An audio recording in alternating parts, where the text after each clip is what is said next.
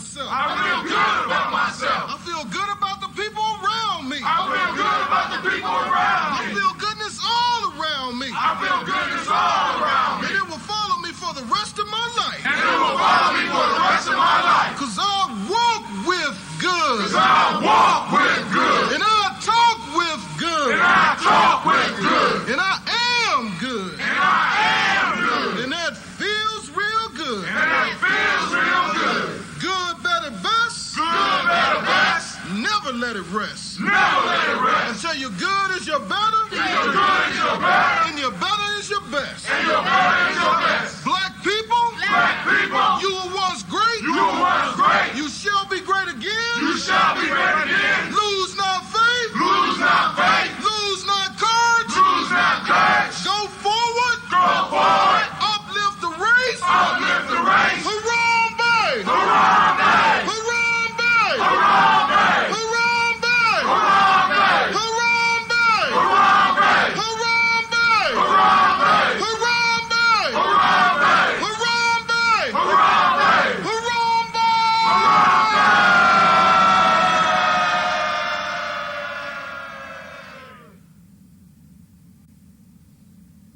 Spirituality supports reality.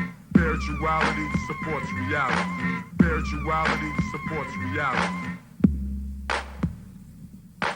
Spirituality supports reality. Spirituality supports reality. Spirituality supports reality.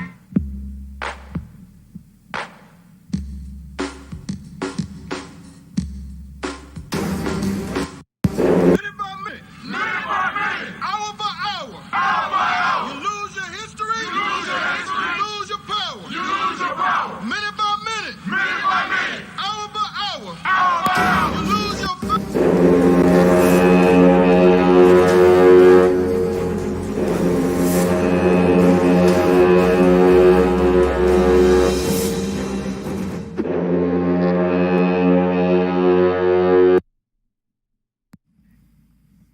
What is a lion without his pride? What is a whale without his pod? What is a monkey without his troop? What is a wolf without his pack? The answer is very simple. They are the same thing that a human being is without a tribe.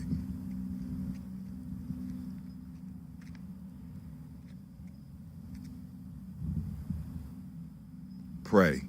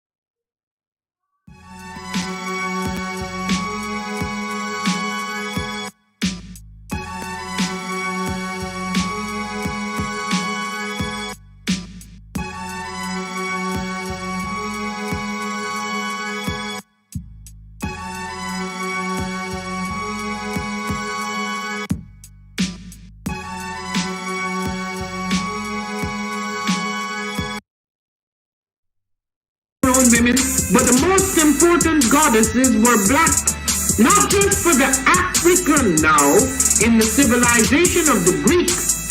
The Greek was so profoundly affected by the Africans that the goddess of chastity was a black woman, Artemis. The goddess of wisdom was a black woman, Minerva. The goddess of beauty was a black woman, Diana. And many of their great mythological figures which were critical to the vision of history, the history of the Greeks in the Odyssey. The woman who has the power to draw Odysseus and all his crew into her is Circe, who is represented as a black woman with African features on the Greek vases. The woman who helps Jason win the golden fleece is a black woman, Medea. The woman who marries Perseus, the Greek hero. I am a genius. My ancestors were geniuses. My ancestors have made me a genius in all that I think, say, and do. I must declare myself a genius. I am a genius. Whenever I am myself, I practice my geniusness and do great things. All my thoughts, choices, and deeds must express my geniusness. I am a genius. My decisions must always be in the best interest of myself, my family, my people, and my God. Only then will I and everyone I know that I am a genius. I am a genius. At all times, my geniusness must reflect my culture. My geniusness must serve my God. My geniusness must make me be one in love and harmony with my family. My geniusness must protect my people. Yes, at all times I must demonstrate excellence because I am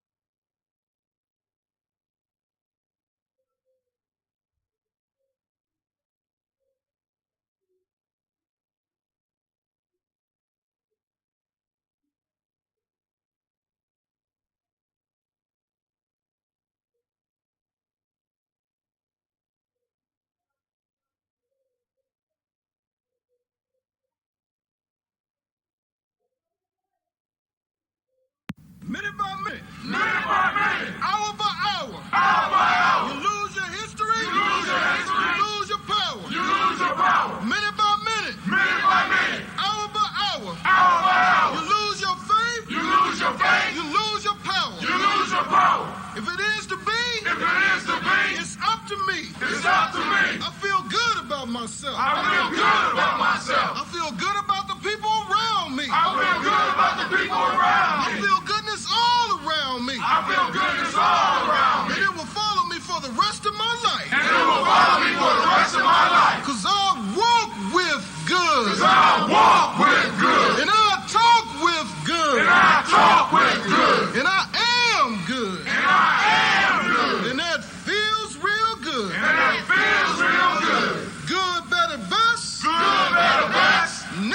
it rest. Never let it rest. Until your good is your better. Till your good is your better. And your better is your best. And your better is your best. Black people. Black people. You were once great. You were once great. You shall be great again. You shall be great again. Lose not faith. Lose not faith. Lose not courage. Lose not courage. Go forward. Go forward. Uplift the race. Uplift the race.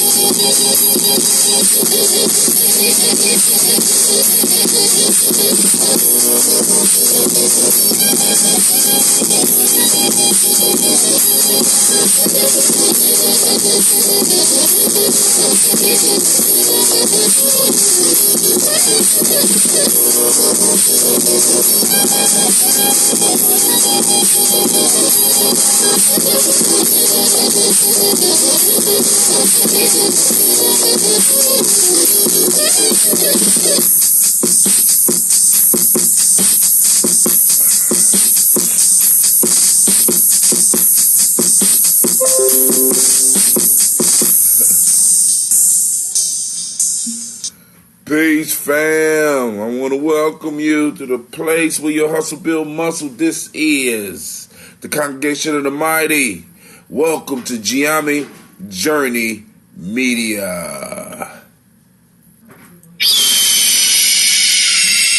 Somebody already trying to call in? I'm already up. I understand what's going on. All right, here we go. Of course, you know, this is Tribal Quotes, and this is a Heart of a Simmer production. And we strive to blow up your old paradigms. Man, oh man, oh man. Man, oh man, oh man. Listen, family. We got a lot going on. Let's just look at some stuff real close, real quick, so that before we get all into the show tonight, man, oh man. All right, so I was talking about one article maybe 2 days ago. One article, here we go. All right, so I sent out the newsletter. You know, and I'm calling out the show, and people are like, why are you calling out the show? Man, family, I'm tired. I'm old. I'm adjusted to my place in society. Right now, I never had an allergy attack, and I'm having a crazy allergy attack. I'm just like, Lord have mercy, take me now, take me now. So I found an article. I found a couple of articles today that we need to look at. So I got one article from the Root says some did choose to return to slavery because they chose family over everything. So this is an article that talks about slavery and how some people chose to stay in slavery. They could have left, they could have got out. As a matter of fact, some of the article tells you the heart-wrenching tale of some people who in a sense got free but chose to go back into slavery because the way the rules were written is that once you was free, you had to leave the state or the county or whatever, and rather than leave, some people allowed themselves to be caught back into the web of slavery. Horrible. I mean, and the more we research this stuff, the more stories we find, and it's like, man, it's kind of messed up. But this is the one I wanted to share with you. This is an article that popped up on my timeline. Here we it's from Alabama.com. My fault, say AL.com news. How wealthy Southern slave owners recovered from the Civil War. Now, I was going to read it, but I'm not going to read it. I need to get these proverbs up here real quick. If people go call in, they can call in and maybe we can have a discussion. If not, I was going to read this, but family, I really, really don't feel like it. But there is one article that I want to definitely share with you. I shared this one on the timeline this morning. Today. So I'm sitting around and I'm like, okay. So I see a video say, why hashtag ADOS is trash? Receipts attached.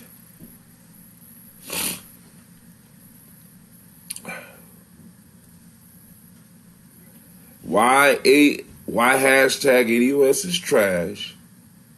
Receipts attached. And it's medium.com. And I just want to share this with you because I'm like, this man has some horrible timing. Let's look at the article. I want y'all to know who it's by. I want y'all to take some time to read it. And maybe over the weekend when we do our toast and talk, we can sit down and we can look at this. This one is done on something called Medium, an article on Medium, and it's by Talib Kweli Green. Talib Kweli. And man, he got a picture up here of Yvette Carnett with a bad perm. Man, got her with a mega hat. He got pictures of her with supporting Donald Trump supposedly, and all this shit. I want y'all to read that. We need to really sit down and we need to discuss this. Now, my take is that we have an angry person responding to some other angry people. All right, people, a lot of times what we start seeing that happen, what we see happen with a lot of these situations, and like I said, I'm a nation builder, so I try to stay up out the bullshit. You know what I'm saying? So Yvette responded to one of his tweets angrily. He responded angrily. Nobody is talking to nobody. Now this brother comes out saying why ADOS is trash, which is like, and now in his defense, his introduction to ADOS was first him being dissed by Yvette Carnell in her text, kind of dismissing him. And then he says he was attacked by throngs and throngs of people with the ADOS hashtag. It ain't, like I said, but that's how it gets out here, right? That's how it gets out here. Because a lot of people don't understand it. A lot of people are gonna catch that anger of a lot of black folk at this point in time, because a lot of black folks is like waking up, and some people are very grumpy when they wake up, right? It's like, I've been asleep, I overslept, I'm mad. You know what I'm saying? They wondering what the hell happened. Where's all the wealth and all the dreams they've been promised? You got a lot of people who look at these numbers. Because I'm telling you now, when I first started listening to a lot of Breaking Brown, I was like, man, she negative. God damn. But then I started looking at the numbers, and I'm sitting up here like, well, goddamn, and now I understand why she negative. Sitting up here, this ain't the shit that I was told. Looking at this, you really, really got to get beyond just what she's saying, how she's saying, and just look at the numbers, family. If you don't recognize that reparations is a necessary step that this country has to take, and the only way to get the country to take this necessary step is to be very aggressive, and be that stubborn minority. We have to understand, family. Like I tell you, some of us gonna have to start walking up into rooms, being willing to be the enemy, not being liked. See, but that has always been our movements. People didn't like Dr. Martin Luther King, and he was talking a peaceful peace. People didn't like Malcolm X. They didn't like Marcus Garvey. They didn't like Booker T. We got to understand that when you take this walk, and when you finally find something that you are fervent about, something that you are willing to stand up for and talk for, you're going to attract a lot of enemies. And that piece goes for Yvette, and then it also goes for some of you, because there's nobody standing up for ADOS. One of the things I posted up on the timeline, somebody posted up on the timeline, Dr. Cornel West spoke on behalf of ADOS. See, what people have to understand is that the hashtag and the whole idea of ADOS is a threat, because black people are identifying, are gravitating to an identity that is outside of the definitions that we have been given, outside of the titles that we have been given. Something that, in a sense, rose up from the grassroots. And what this reminds me a lot of is hip-hop. It's hard for people to grasp and understand, especially if you're not involved in doing it, right? If you're on the outside objectively looking at what's going on, you can never understand what's going on with the people who are experiencing and who have subjected themselves to the ideas of ADOS. You can stand on the outside and point fingers and cut pieces of video, you know what I'm saying, and start looking like you really are an enemy to what we're talking about. When in fact, being around long enough, I know that's not the case. But I do understand feelings get hurt, and we got a lot of these egos on the internet and in media, period, that, once you get on their bad side, you can't be forgiven, because you had the audacity to question an idea that they had. And many of us are like that. You know what I'm saying? And we have to understand that. Now, let me check the chat, see if anybody up in here. All right, so family, lines are open, 614-556-4535. Once again, 614-556-4535. I'm going to give y'all a couple of minutes. I'm going to go through these Proverbs. Man, I am stuffed up, and hopefully you can hear that, those that's been around long enough. And I'm not used to anything like this. This is something totally new. Welcome to 51 shit that I am not familiar with at all. I have never experienced anything like this. But I know how to get rid of it.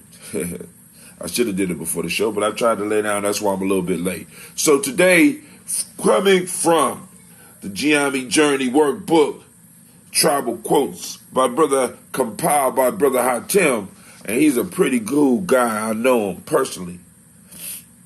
We are on day 66. It says, I submit to you that if a man hasn't discovered something that he will die for, he isn't fit to live. That's Martin Luther King Jr. As you teach, you learn. That's a Jewish proverb. I know some of y'all we had this last week, but we didn't get a chance to cover it. And the next one, a slippery ground does not recognize kings. That's from Kenya or Uganda, right? So somebody out there, why don't you select which one we're going to start with? Click 1, 2, or 3 if you are in the chat and you can hear us. Let us know which one you want to do. I will search around and see if anybody else is out there listening. But yeah, I wanted to make sure that y'all got that piece. We'll go over that. We'll go over some of the other articles possibly this weekend, unless somebody want to go in depth with it now. We also had in this the past week, we had the whole Nipsey Russell thing. Nipsey Hussle. I said Nipsey Russell. You know what I'm saying? I know somebody in the tribe is going to want to talk about that and things like that. And I'm just like, yo, fam, so the lines are open. Let me post it up. Let's post it up all at once. Oh, Miss Johnson said 3. All right, hold on. Call in 614-556-4535. Start with number 3. Number 3 it is. A slippery ground does not recognize a king. Now, please understand that in a sense, royalty, at least the way we think about it, is a concept created by man. And there's certain aspects in nature that will treat someone of royal birth exactly like a regular person. Death treats someone of a royal birth just like a regular person. Like putting on your clothes. A king has to put on his clothes basically like a regular person. They might be nicer clothes, but he still has to put his pants on one leg at a time. And what this is saying is that, in a sense, we all are subject to fumble. We all are subject to stumble. We all are affected by the universe in which we exist. So in a sense, many of us, let's put it this way, we are all the same. One of my older brothers, shouts out to Brother Albino Garcia, Chief Albino Garcia, big Albino, he said, I am no higher than a blade of grass and no lower than its roots. This is one of those humbling proverbs that makes it possible for us to put ourselves back into place. Because sometimes we got out of pocket, sometimes our egos get so big, and then life hits. Right? Boom. Life hits. Life hits your ass, whether you a billionaire or whether you broke and you on the street. We already know how it goes down, right? And one of the things that a lot of us got to realize is that we have to be willing to see things, in many cases, from other people's perspective. Because we all fall on we all hit slippery ground, we all liable to fall. We are just going to slip or do something. So we have to understand. So this is one of those proverbs where, in a sense, maybe I need to text this out to both parties as far as the article that I just read. You know what I'm saying? No one is above universal law. There you go. You know what I'm saying? As above, so below. As below, so above. You know what I'm saying? We talk about truth, justice, righteousness, reciprocity, balance, order, and harmony. You know what I'm saying? We gotta realize that we are all subject to these things. And when we do this, this allows us to become humble. Humble allows us to become a servant. See, the problem becomes when some of us start to feel that we are better than others. You understand? We know more than others. And in some cases you do, but you don't know more about everything than everybody. You know what I'm saying? You could be talking with an individual, they might not know what they're talking about on reparations. But on another subject, they might be the shit. Right? Or you might be talking about rap and might not know what the fuck you talking about as far as the history of rap. But when I talk to you about breakdancing, I am in awe. I am in awe of what you know. You understand what I'm saying? And it's like, this is one of those proverbs that reminds you of why you need a tribe. Right? Why you need people around you to humble you. You know what I'm saying? Because sometimes the ego runs amok. And the ego, when we allow it to just control, it is like a ravenous animal. It can be. It can be very destructive, have absolutely no regard for anyone or anything, and it's a dangerous thing. Until we have to, because every now and then, like I said, we got to pull ourselves in. Boom. What is that proverb? A slippery ground does not recognize a king. Realize there's certain things that we all go through. You know what I'm saying? You know, I was talking to one of my friends, and they were relating about how certain people were reacting and treating them, and all right, it's real life here, GNJMedia. All right, now my show on, and it's time for y'all to be in bed. I don't know what y'all think y'all doing. Why this thing not charging? Good grief. Man, it's rough all around for GNJMedia, for Brother Hot Tim right now. Woo! All right, so, you know, so let's just reflect on that. A slippery crown does not recognize a king. Don't care. Don't have to care. It's a universal a universal law, a universal concept. Universal concepts don't recognize some of the shit that we create and erect as human beings. Understand that. A lot of this shit that we arguing about are human conceptions. You know what I'm saying? They're human conceptions. You know what I'm saying? They're human ideas that we thrown out there and put flesh on and stuff like that. And we have to understand that. All right? So let's move on. Man, let me take an ambrosia break, y'all, because this is killing me. All right, Miss Johnson, which one you want to go to now? It's on you since you picked that one. We done did number 3. Let's move through these because it look like it's just going to be us tonight.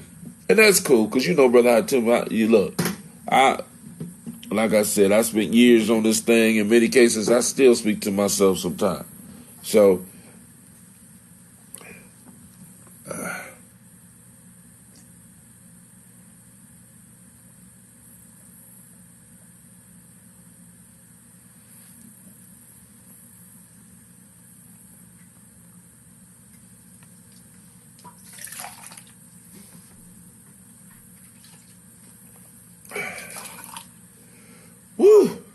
Once again, lines are open, 614-556-4535. 614-556-4535.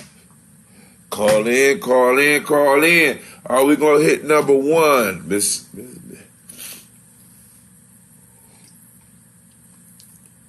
Hot damn. Don't even taste right because of my nose, but we about to clear that up. Whoa. All right. Brother Kimmett on here. Greetings, fam. Oh, how you doing, Brother Kimmett? Okay, did he make a comment? How you doing on there? I don't see nothing. But it's cool. All right, so here we go. I submit to you that if a man hasn't discovered something that he will die for, he isn't fit to live. That's Martin Luther King. Once again, let me read that to you. I submit to you that if a man hasn't discovered something that he will die for, he isn't fit to live. Family, as warriors, both sexes, right?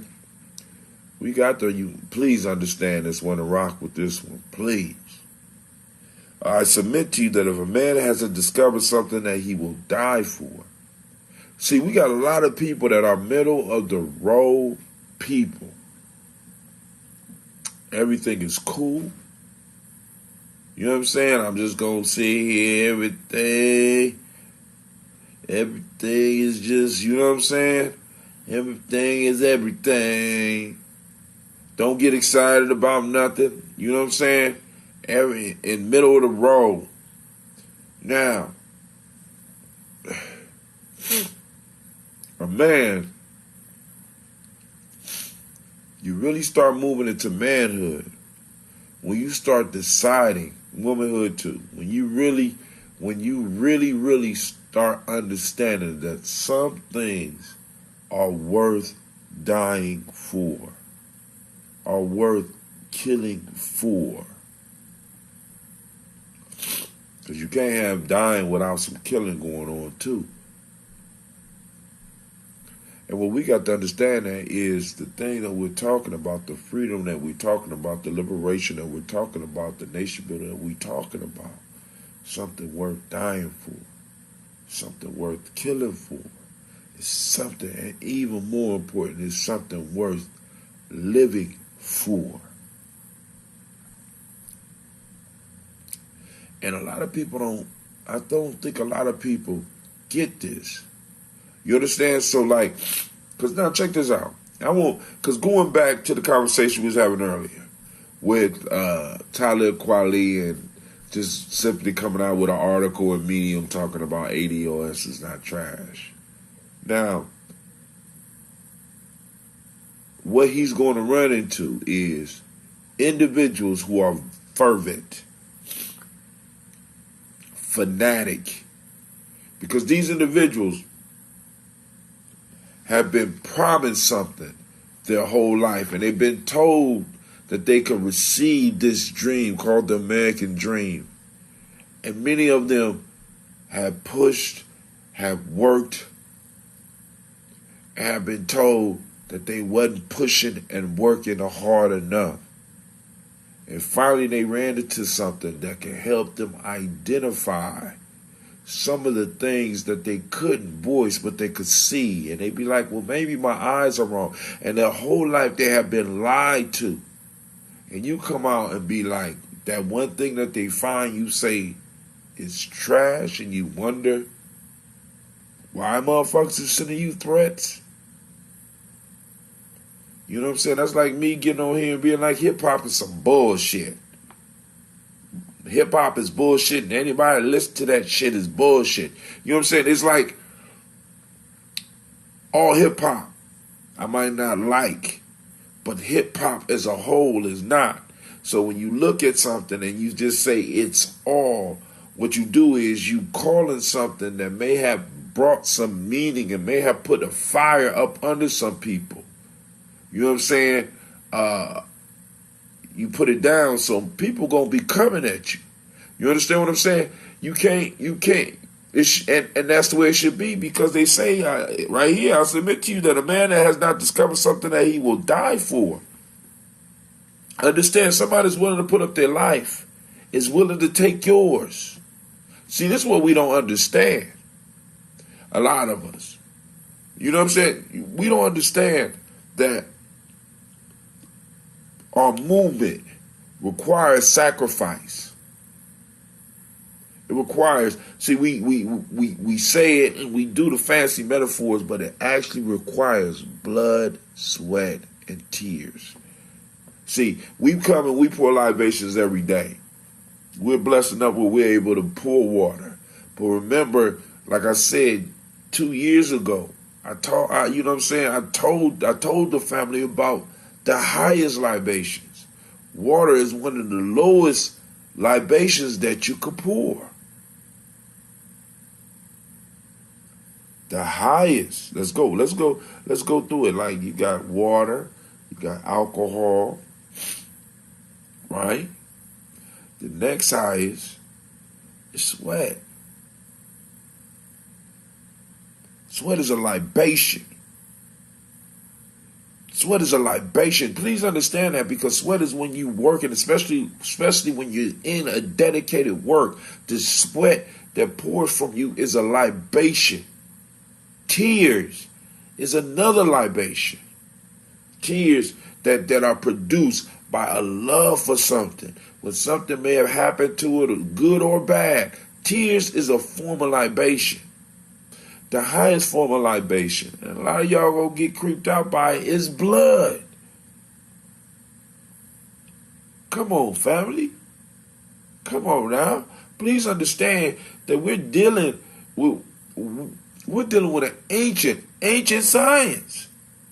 Blood is the highest libation. So when somebody's pouring their blood into something, they're not only willing to give theirs, they're willing to give yours. As a matter of fact, in many cases, it's more preferable that they give yours, but the highest is for them to give theirs. A lot of us don't understand that when we're talking about liberation, we're talking about all this black shit. You know, it's deeper than just talk. It's deeper than metaphors. It's deeper than being able to recite dates. Are you willing to lay it down for it, family?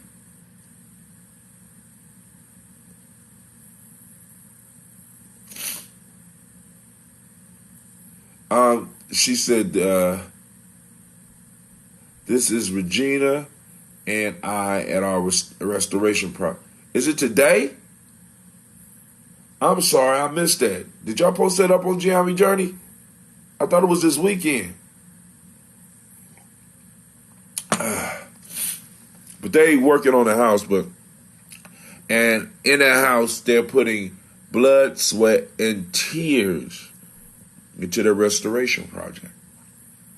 They pour every morning with us. They get up with the daily toasters and they do this libation, but the ultimate libation that they're pouring is the one far as them working. Ask them, and how many of y'all done have projects where you done shed sweat, you done broke out sweating, you done broke out in tears because you're so caught up in the work, and it's like something or a problem or something, and you just get confused, and those are libations. That's why a sense of relief comes when we do express those tears. You're working on something, and you might be working on it, and all of a sudden you get cut. You bleed. Blood, sweat, and tears, family. That's what's required. And a man that's not willing to give any of those, it's not a man. It's not a man.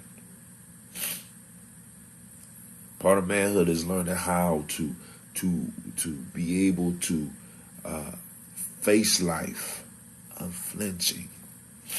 There's certain rites of passage, rights, where individuals' whole family reputation will be based, not just their reputation as men, but their whole family reputation will be put on the line as they went through a grueling painful test. And if they flinched, not only were they shamed, but their whole bloodline.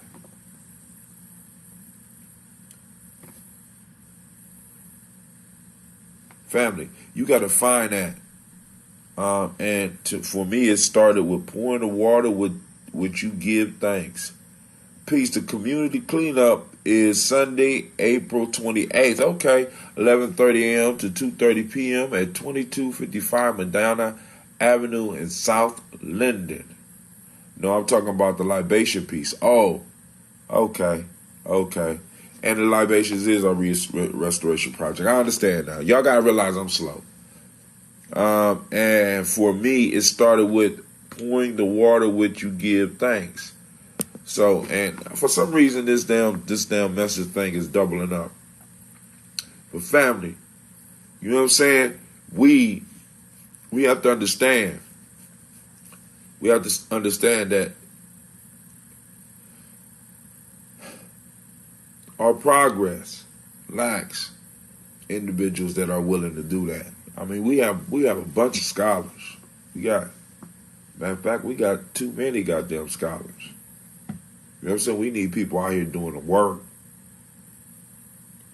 We gotta get people out here who's willing to put their heart on the line and cry for some of this bullshit that we be falling out for. To bring some resolution. To sweat on some of these projects that we got going on out here. And if need be, bleed. Right? So, I submit to you that if a man hasn't discovered something that he will die for, he isn't fit to live. That's on both sides, family. Male, female. That's on both sides. If you ain't find something worth dying for, you don't deserve it. You know what I'm saying? You ain't fit. This is Martin Luther King saying this shit. You ain't fit to live. I ain't talking about your handbag. I'm so tired of the struggle for the people that don't care. That's why we stopped struggling for the people that don't care. That's why I told people a while ago on Gianni Journey, shouts out to Terra Hassa. I tell our family all the time, circle the wagons. People get mad at me because I say I'm not trying to reach everybody no more. I'm past that stage. I'm not doing that no more. If you young enough and you want to do that shit, by all means, get out there. It's a tribe of individuals that we got that we need to take care of. Circle the wagons. Circle the wagons. You know what I'm saying? Because at a certain point in time, we got to start establishing the borders for who we are and stop letting people be able to walk up in this motherfucker and walk up out of it like it's a fucking parade. This is real life for some of us. This ain't play. We ain't playing. But we allow people to treat it. And I tell you, one of the things I tell my young men all the time, I said, dude, this is our shit. This is our thing. Right? Kwame gave me the words for that. I'm going to let Kwame tell it. Y'all said, worth dying for. I'm worn out. Yeah, you still lay it down. Stop playing. What are you talking about? Right? Tired is a temporary state. You know what I'm saying? I'm just like, yo, get your rest. That means somebody else got to step up for you for a couple minutes, a couple of hours, a couple of days, a couple of weeks. I'm in some Noah on the Ark stuff. Black folks are killing us. I'm in some Noah on the Ark stuff. Black folks are killing us. Some of them, you already know. But that's why I say circle the wagons. Hell, build your ark. I don't call it what you want. You know what I'm saying? But we have to start really, and see, for me, this is one of the things that this whole ADOS thing did, because it gave certain ones of us, it helped establish an identity, because many of us have been looking for identity. I'm not talking about changing paperwork and shit like that, but we have a very strange place in this world as African descendants of slavery. Nobody, you know what I'm saying, nobody ever put it quite like, damn, this is your identity. And like, you know, a lot of motherfuckers like, that ain't me. But listen, because I want you to think about this. When you look at us as a group, we are the only group that has no place to call home but where we are. We're not originally from here, even though some people say, I can trace my ancestors all the way back. You know what I'm saying? We're not originally from here, but yet and still, the process through which we went, we were separated in a way to where we were totally disconnected from where we come from. So actually, we have nowhere to go. All other groups could come here, in a sense, have a place to come, and then they have a place to go back. They have a place to build up. Us, no. You know what I'm saying? So it's almost like, damn, you know, and when you, like, I'm talking to a group of young people, it was so disappointing because when I'm working with some of my young people and they start coming off on me like they rich, like they just, you know what I'm saying? I'm black, but I'm not really black, you know? And I'm sitting up here like, how is it that y'all 13, 12, 13, 14, 15 years old and y'all don't know who and where you are, and where you are? How is that possible? And you sit up in here and you act like you know everything. I don't understand. How is it possible that we can raise a group of young people and they not really understand the plight that they in? Everybody in my school eats a free lunch. What don't y'all get? In order for everybody to eat free lunch, 85% of the people got to be below the poverty level. What in the fuck don't y'all get? I'm older in the struggle. Nation on my back stuff is overrated. I may as well die in the struggle for some confused suboptimals. I'm not. I'm circling the wagons. I ain't got. If you want to go out there and see, you know what I'm saying? Because like I said, I'm just saying. There's a crew that we already got. The lunch is killing them too. The lunch is killing. Hey, listen. The lunch is killing them. The breakfast is killing them. The ignorance is killing them even faster. I'm just gonna say. They could survive those lunches, but that ignorant shit that's on them, that's gonna kill them.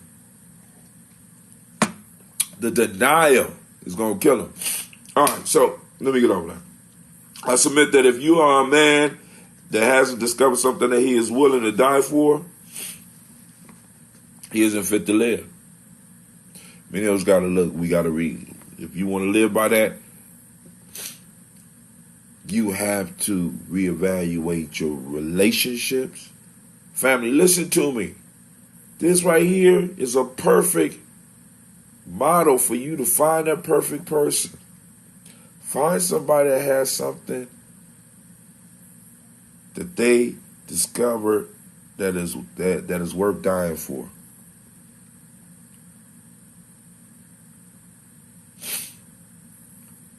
I want y'all to think about, reevaluate your friendships, reevaluate, you know what I'm saying? We have to start taking time to start doing this type of work and really evaluate what's going on around us and who we have around us. I'm telling you, we got to start circling the wagons. You love them, we can love them, but as my grandmama said, feed them with a long-handled spoon. You know what I'm saying? I can love you from a distance.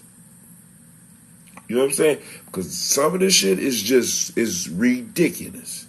And certain shit we can't allow in our circle. Certain shit we can't allow if we seriously do some nation building. And there's a lot of dumb shit going on out here. Just saying. I'm just saying. You know. So I'm gonna leave that one alone.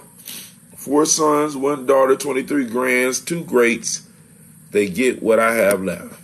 I feel you. Circle the wagons. Circle the wagons. Know who you are and know where you are. And know who for you. All right. As you teach, you learn. That's a Jewish proverb. Family. So one of the things we have to start doing is, one, because a lot of us, we got a lot of this information, but we kind of shy when it comes to sharing some of it. We got to start teaching, right? And start, because when you start really teaching, you start really seeing where the holes in your shit is. When you teach an idea, you really start looking at some of the holes in some of these ideas that we've been taught. You know what I'm saying? How many of you have ever got up and really explained an idea that you thought you knew real well, and as you started talking and you start hearing yourself talk about it, you be like, this might be some bullshit. See, this is why a lot of people, because one of the things that I learned young, I walked into a room one time and I heard my mom talking. And I said, Mom, who you talking to? She said, I'm talking to myself. I said, oh, that's crazy. She said, nah, it's only crazy when you answer yourself. So, yeah. So I start sounding shit out for myself. Start talking to myself. So I get to hear some of this shit that I'm reading. I get to, you know what I'm saying? I think out loud and I talk. And I'm like, this shit don't sound right. There's something missing on this shit. That's one of the reasons I was able to escape a lot of these religions, because it's like, this shit, okay. He did what? With who? Where? Nah, this don't sound right. Let me read this out loud. Okay. Don't sound right. Something missing. I'm missing something. I'm sorry. Miss me with that shit. I'm sorry. You know what I'm saying? And it's like, when we start looking at the ideas we have and we start placing them out and getting them on board, see, because I've been blessed, because a lot of the jobs I have, I walk into a room and there's a big giant whiteboard. If you walk in and look at my whiteboard now, there's thoughts up there. And I always got this. Sometimes I put thoughts up there and I just think about them for a long time, and I get up and I write the thoughts, and while I'm writing, I'm talking. It's, sort of like if you go to you watch one of those movies and you got a professor in the room and a professor. You know what I'm saying? I view what I do as I'm a scientist, I'm a philosopher, I'm an urban shaman. So I'm sitting up here like, boom, I'm trying to find this perfect combination. I'm trying to find this elixir of life. I'm trying to find I'm trying to find a formula that's going to transform this lead of our lives into gold. You know what I'm saying? So I got to sound this shit out. You know what I'm saying? And it's like, boom. And as I teach and I have young people and old people, we get to have conversations. I get to hear what I'm saying.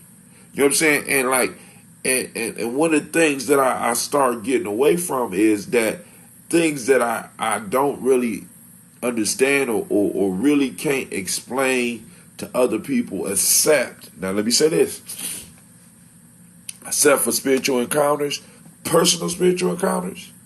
Now, if somebody shared their spiritual encounter and I can't justify it, I got to put it on that trash sheet, because one of the things I learned is that your spiritual experiences lose power as you share them with others. So it's certain shit that when I did my oblations, or that when I was in the sweat lodge and I saw that's here. That was for me, right? Now I don't think it's a code.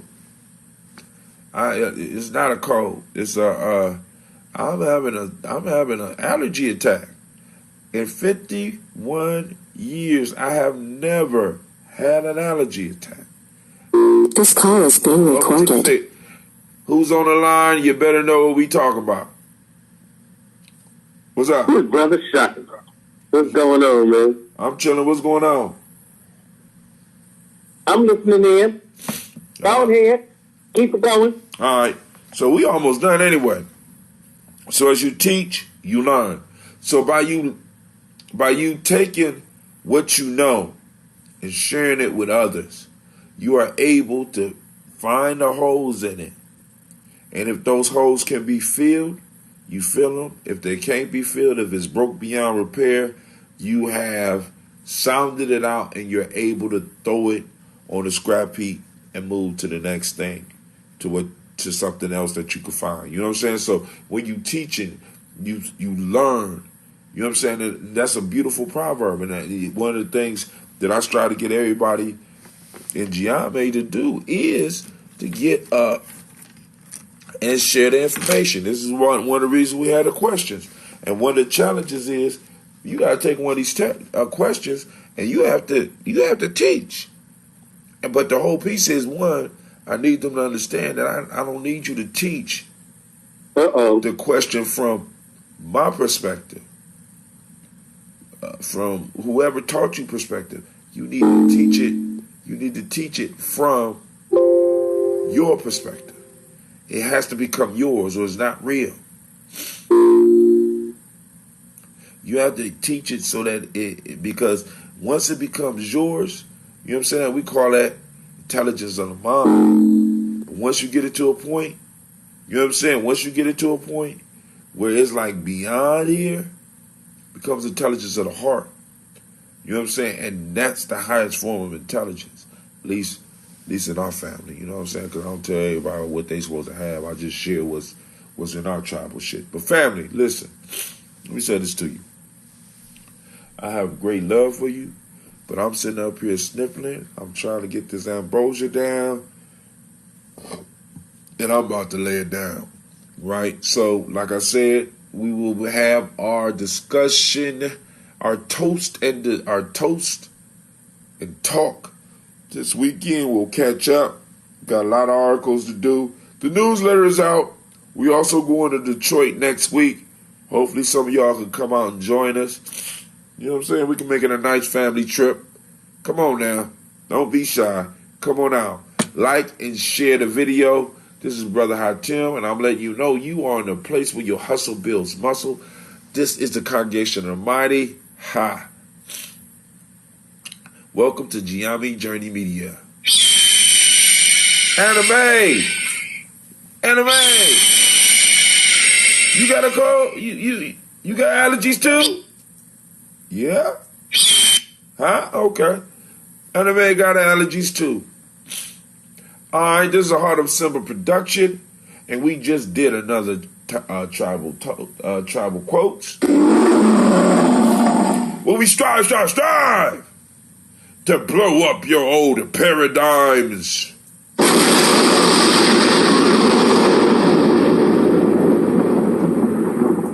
Yeah, I got all that, you know. I'm gonna stick to the ambrosia. That ambrosia. All right, family, I'm out. Peace.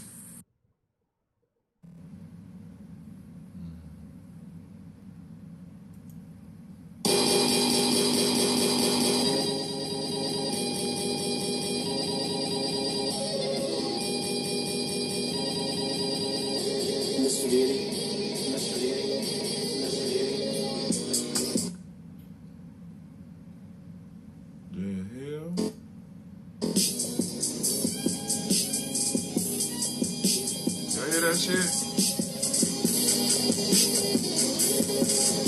Data.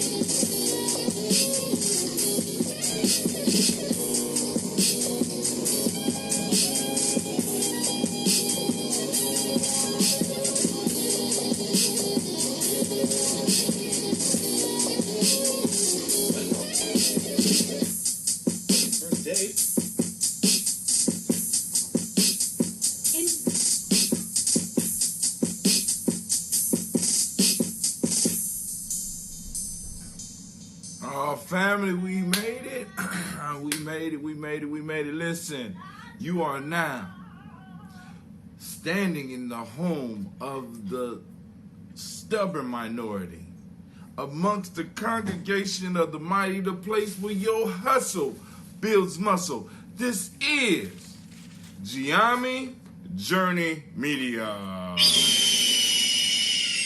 Yup, this is a Heart of a Simple production, and right now we're doing tribal quotes. And speaking of a Heart of a Simple production, we have an announcement for the Simba family out there, all those that want to be part of the Simba family. But we strive to blow up those old paradigms. I wanted to hurry up and get y'all through that so I could play this.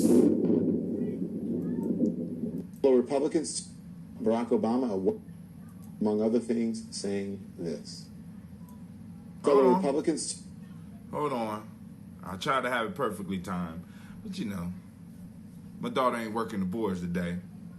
I got to work the boards. You know, when you working the boards by yourself, you got to do it by yourself. But we going to, you know, because we want to start off the conversation hot and heavy. On the eve of the House Judiciary Committee's hearing on legislation related to paying reparations for slavery, the Senate Majority Leader, Mitch McConnell, voicing his opposition. Can't wait to hear what he got to say. One of his strongest statements to date.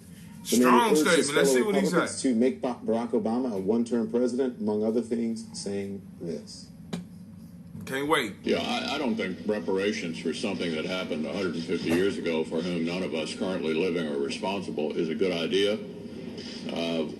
We've, tried to deal with our original sin of slavery by fighting a civil war, by passing landmark civil rights legislation. We've elected an African-American president.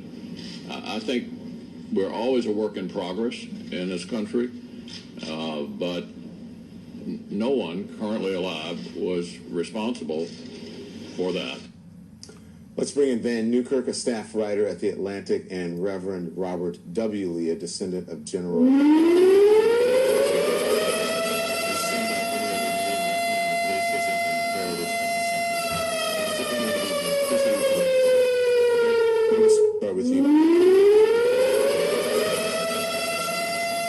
Y'all know what that means.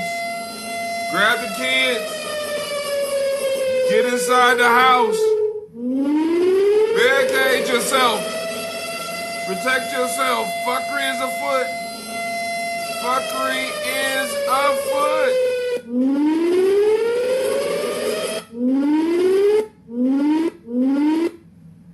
Speaking on you want to turn off, family. Listen to me. Did you hear him? How dare y'all want reparations? Gave you Obama. The fuck else you want? This is the mind state. This is the mind state, right? We got this old crotchety. Oh, I mean, just old. I mean, he don't. You know what? What's even worse is that this motherfucker ain't even the age he look. You know what I'm saying? He gave us Obama. Legislation, civil rights legislation. You know what I'm saying? It's like these motherfuckers just rolled over and said, okay, we're going to give you the civil rights legislation. People got beat in the streets to make that shit happen. Right? And I can't get past the part that he gave us. Gave you a black president. What more do y'all want? I mean, that's the only. I was just waiting for him to say, you people.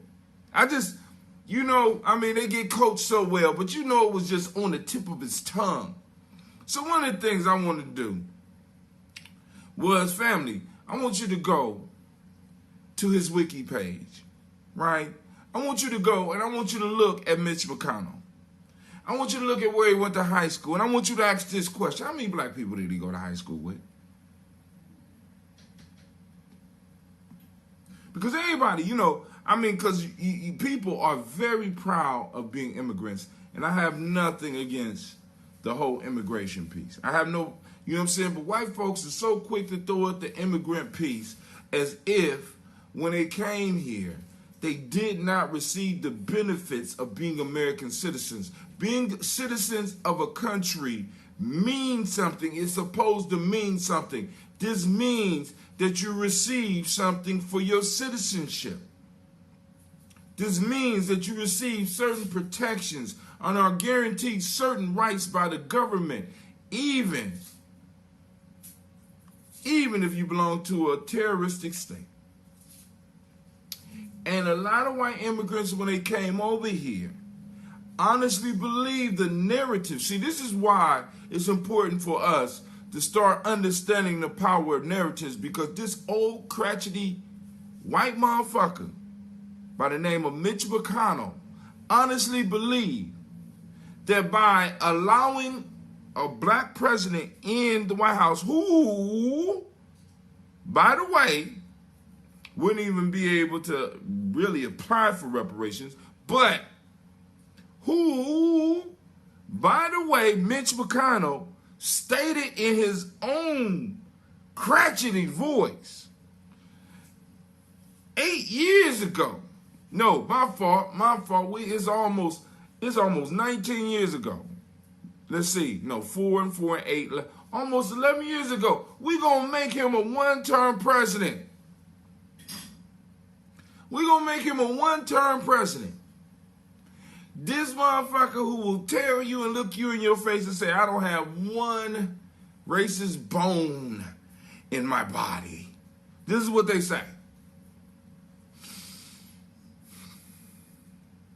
All right, Kwame got a statement on here. One love, fam. What's happening? We sitting up here. We got to run through the reparation stuff. Then we're going to get into our, we're going to run through the news. Then we're going to get into our tribal quotes. Y'all know how we do it.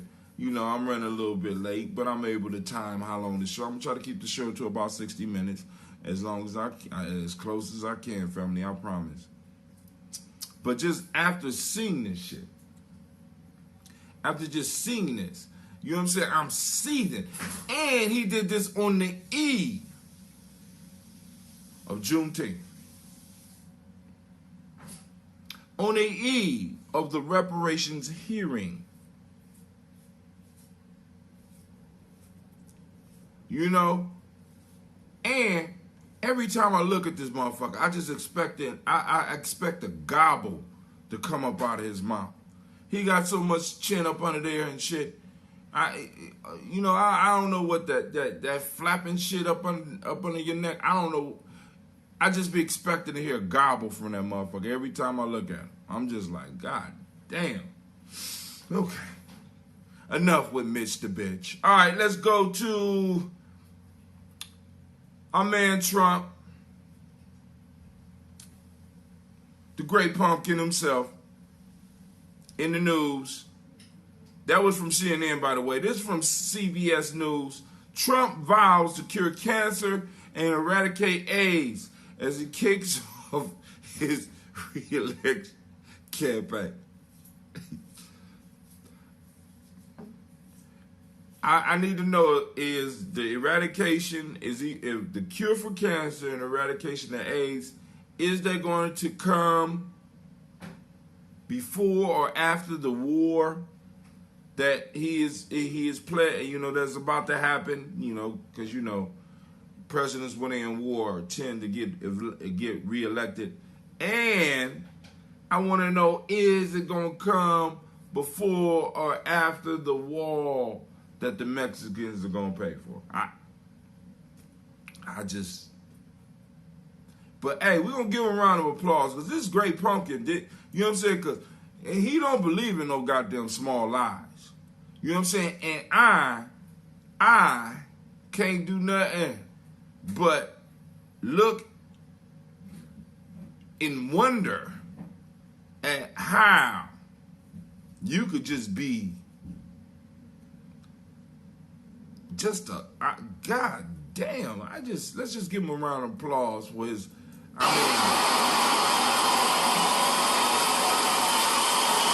balls are still, all right?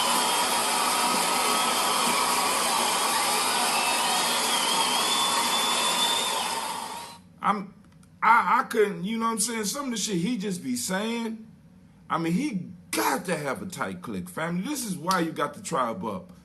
Donald Trump is tribed up because them motherfuckers around him, I mean, you watch motherfuckers in interviews, you bring up shit and lies he say, these motherfuckers don't even blink. They just sit up there and interview. They don't blink. They not sweating. And they just backing up everything he's saying.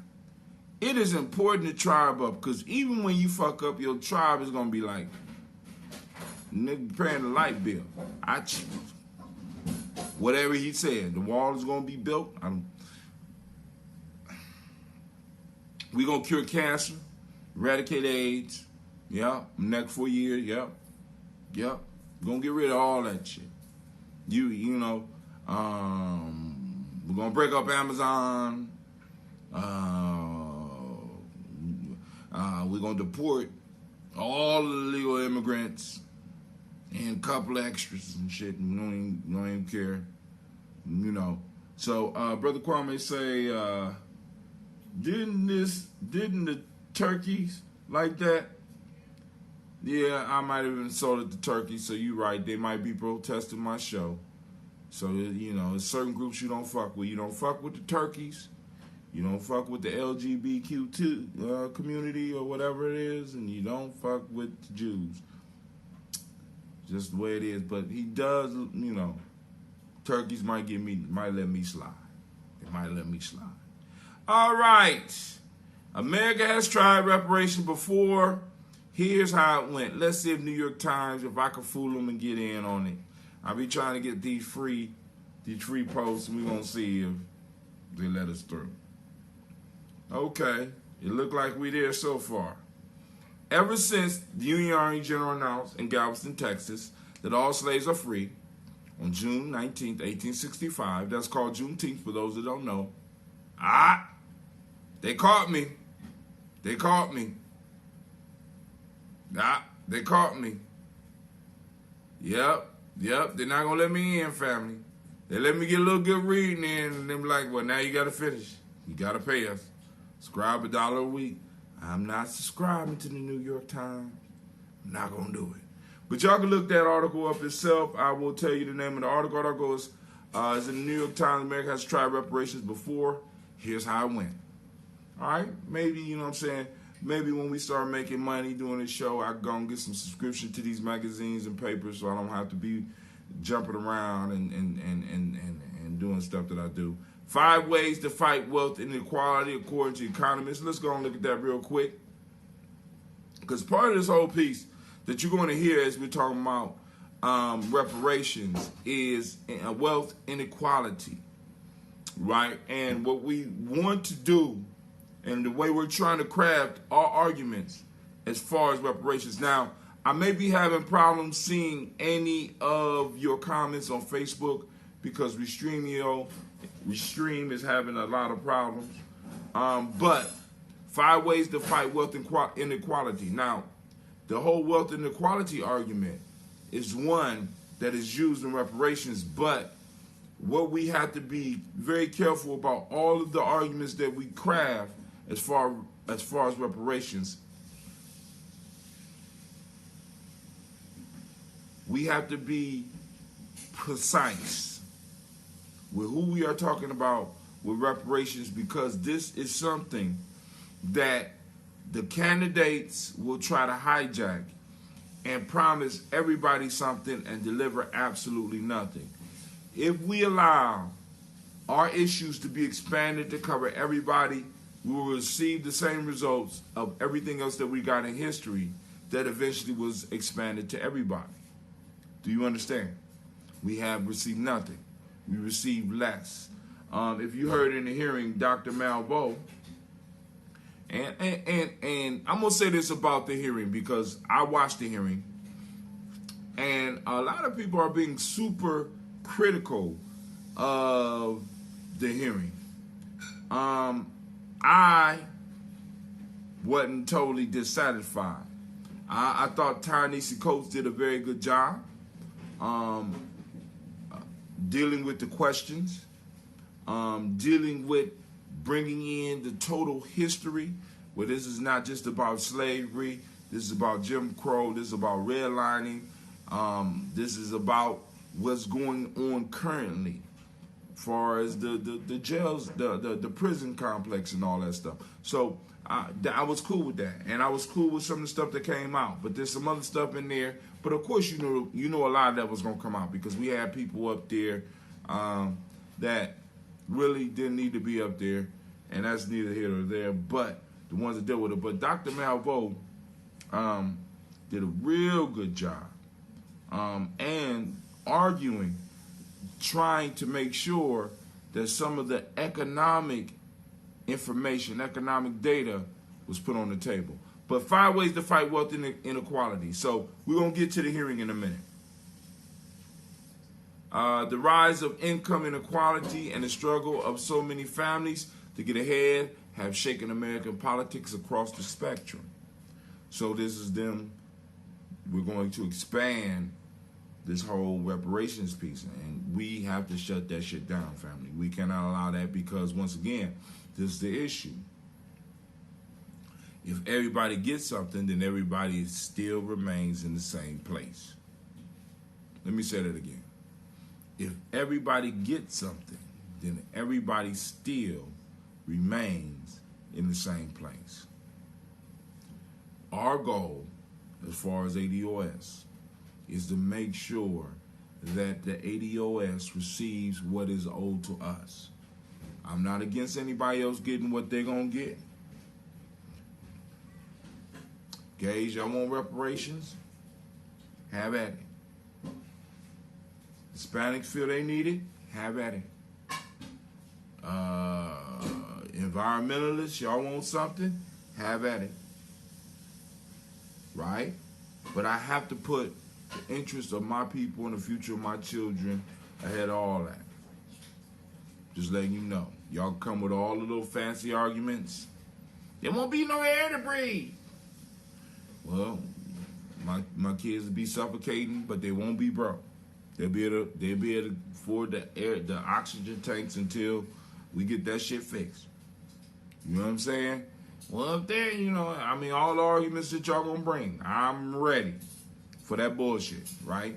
I'm just letting y'all know, right? I got to make sure we get ours first. And that's your responsibility. Most of y'all that listen to my show, it's our responsibility to make sure that our children are able to get it, because I talked to my mom about, and we need to start talking to our families. When we have barbecues, when we have dinners, when we had a holiday, we need to make sure that reparations is thrown out there. And we start having the conversations and really start making sure that we're arming our people, because you have a lot of people that believe in the concept but don't have the conviction. They feel it's a handout.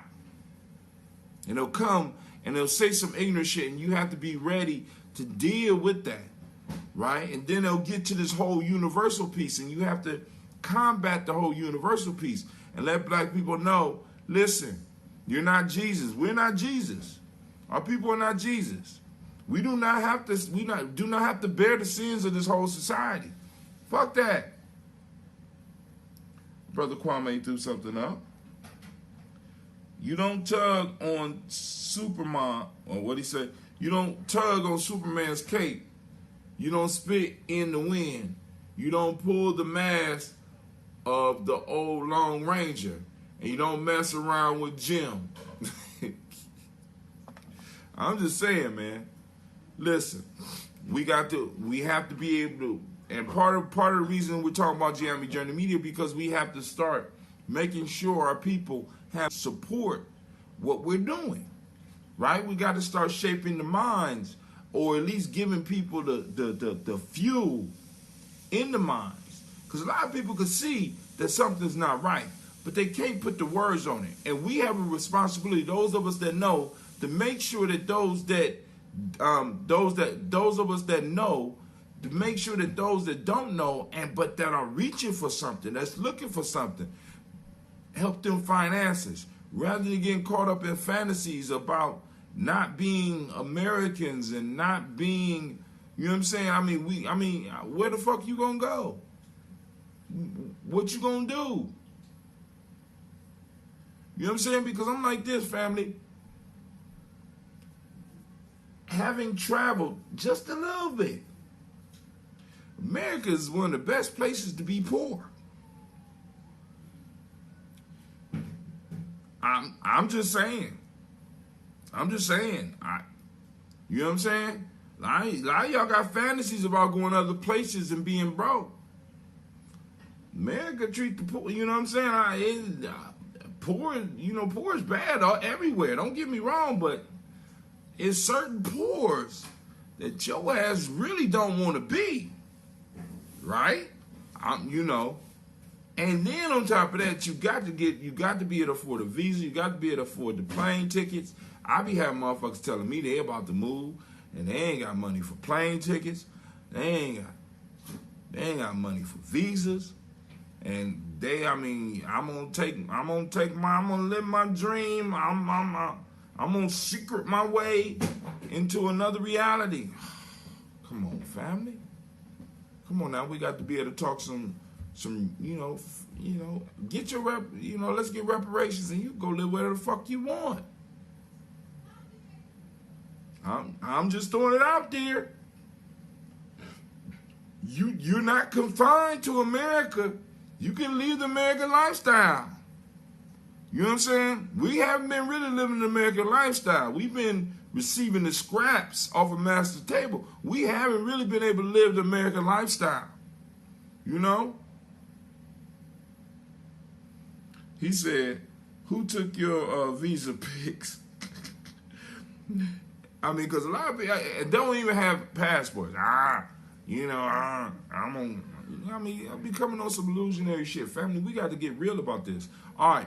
President Chokin votes the plight of the forgotten people. Liberals call for massive new government programs. Wall Street titan Jamie Dimon proposes a Marshall Plan for America. Ideological conservatives warn of a socialist uprising that would ruin Americans' capitalism, but economists who study the issue say it needs not to come to that. They got 5 solutions here. Let's 5 ways to fight wealth inequality. I got one way to fight wealth inequality. That's called reparations. Now, they got 5. I got 1. Just saying. All right. They say bolstering human capital, raising wages and returns, altering corporate governance, expanding infrastructure, protecting intellectual property. That's the 5.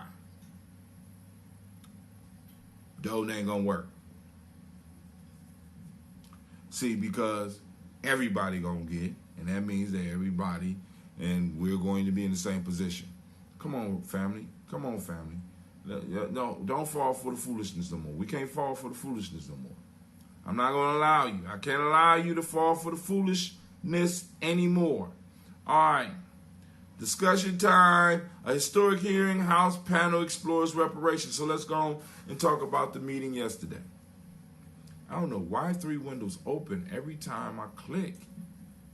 I have to get something fixed. An historic hearing. House panel explores reparations. Washington. Uh-oh.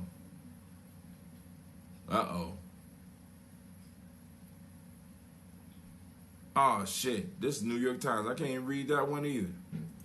Well, family, y'all got me on a budget. You know what I'm saying? I'm trying. We on a budget. Now, I can't spend no more without causing conflict in my house. This shit cost the phones, all this costs. You know what I'm saying? So I'm limited. I can't get no New York Times subscription. I'm just saying. Y'all need to consider that. Media costs money. All right. Iraq shoots down a U.S. drone aircraft. Now, so we are on the verge of a conflict or a war with Iran. Now, of course, I keep on telling you this part of the smoke screen because they need to take some of this attention off of reparations and some of the other underhanded shit that's going on in Washington as usual. So a war is always a good diversionary tactic. So while you looking over here, we're shifting shit here, right? We got to be single. We got to be single-sided. We got to be clear on our vision, and we got to move in that direction. We're gonna talk about that a little bit with these proverbs today. But Iran shoots down a U.S. drone aircraft. Now I want to let y'all know how this is bullshit. Let me just break this down.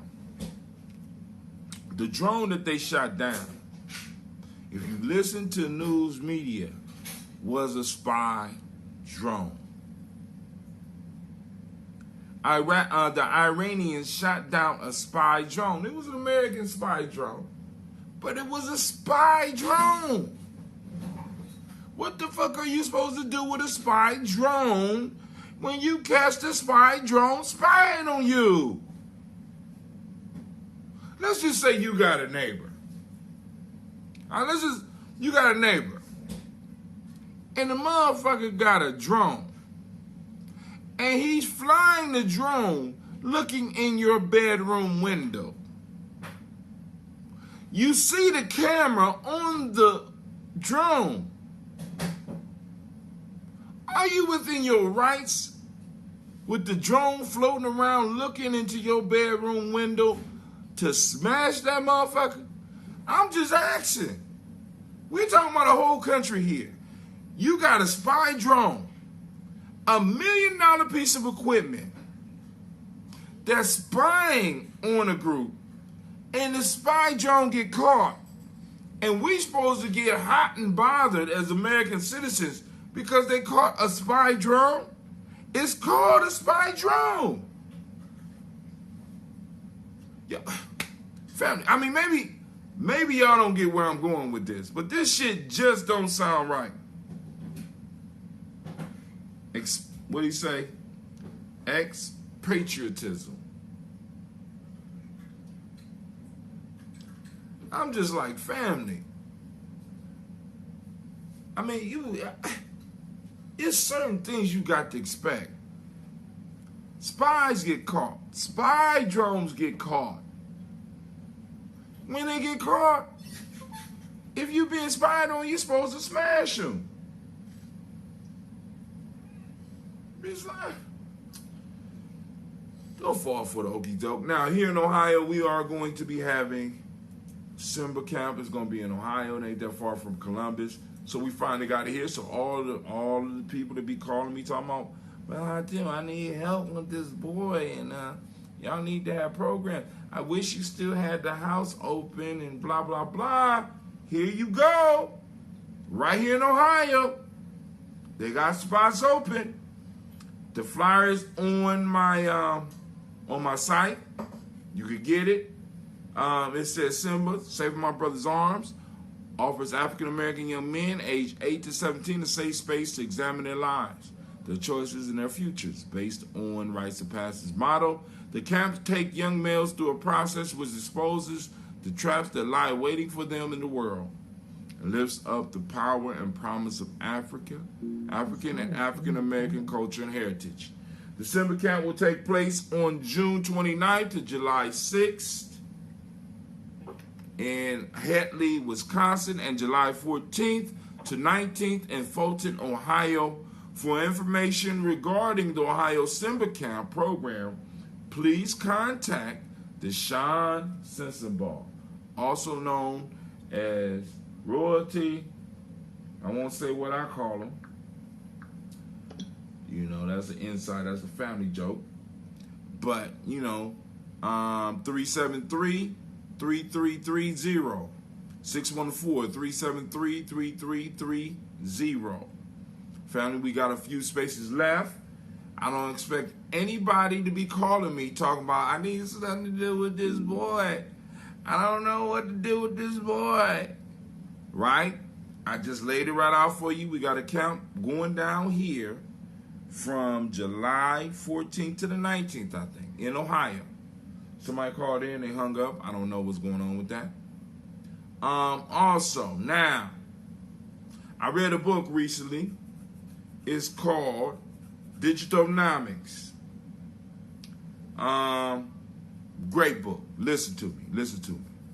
The brother has a system where he has been able to commoditize his content on the internet, create ebooks, do shows, everything. And I'm looking at all the stuff that he's doing, and I'm like, damn, I'm using all the same stuff. So I reached out to him, and now he's helping me put some stuff together so I can streamline GNJMedia journey. Right? The book was good. It's a good read. I'm suggesting, family, that everybody reads it, because not just because you might be the fact is that, you know what I'm saying, you might have something that's of value, and he can help you market it. He can help you build what he calls a WA. It's a walk-away wealth system. All right, so what I'm going to do is I'm going to play some music, because being old, I got to use the bathroom. We're going to take a break. So with no further delay, let's give him our undivided attention, and let's receive Brother Minister Nuri Muhammad with a warm round of applause. All praise and peace for Allah. Assalamu alaikum. Thank you, family. In the name of Allah, the Beneficent, the Merciful, I bear witness there is no God but Allah, and I bear witness that Muhammad is indeed his messenger. I'd like to greet my brothers and my sisters in the greeting words of peace of Assalamu alaikum. How's everybody today? All praise are due to Allah. I'm doing well myself, striving in Allah's name to make my word my bond. Thanking Allah to be able to celebrate a Savior's Day. To actually have met a Lord and a Redeemer for the black man and woman in the whole world, if they only but understood. And I'm talking about the greatest black man that has ever lived other than God himself, the most honorable Elijah Muhammad. All praise is due to Allah for the most honorable Elijah Muhammad. Yeah, Columbus most dangerous up in here for the year 2014. Yeah, Grind Life Entertainment. This got you calling on your Jesus. Stomach full of butcher. Open on the street is getting deep. This time I rupture. All right, we got a caller. All right, we're gonna stop the music. That was Brother Shekel. Matter of fact, he got a new album coming out. We're gonna be. I want to premiere that on here and also interview him. Also, I got to get an interview with Brother Eddie Baird as well, because they got a news piece out too. Damn, the caller hung up. All right, well, we're gonna go and finish this up, because that's the second caller. I don't know what's going on with these callers just calling in and hanging up. You know what I'm saying? Come on now. All right, and I know that I can't see any of y'all comments. I can't see no comments because the Facebook piece is messed up. But the call-in line is 614-260-7150 share 7150. Once again, 614. I'm gonna type it in. Call in 614-556-4535. By the way, I'm planning to attend at least part of the camp in Ohio, for those that want to know. So, and I got time to do the whole camp if I need to. But we have to go on and support these type of efforts. It's very important. So let's get into the folk tale for the night, because I got to work on my commercial. I got a commercial coming out, family. We got to have some homework, working with Brother Philip Shock. Oh, speaking of that, he has another product on here. They say the portion of Africans and other black immigrants is quietly increasing. No one is taking note.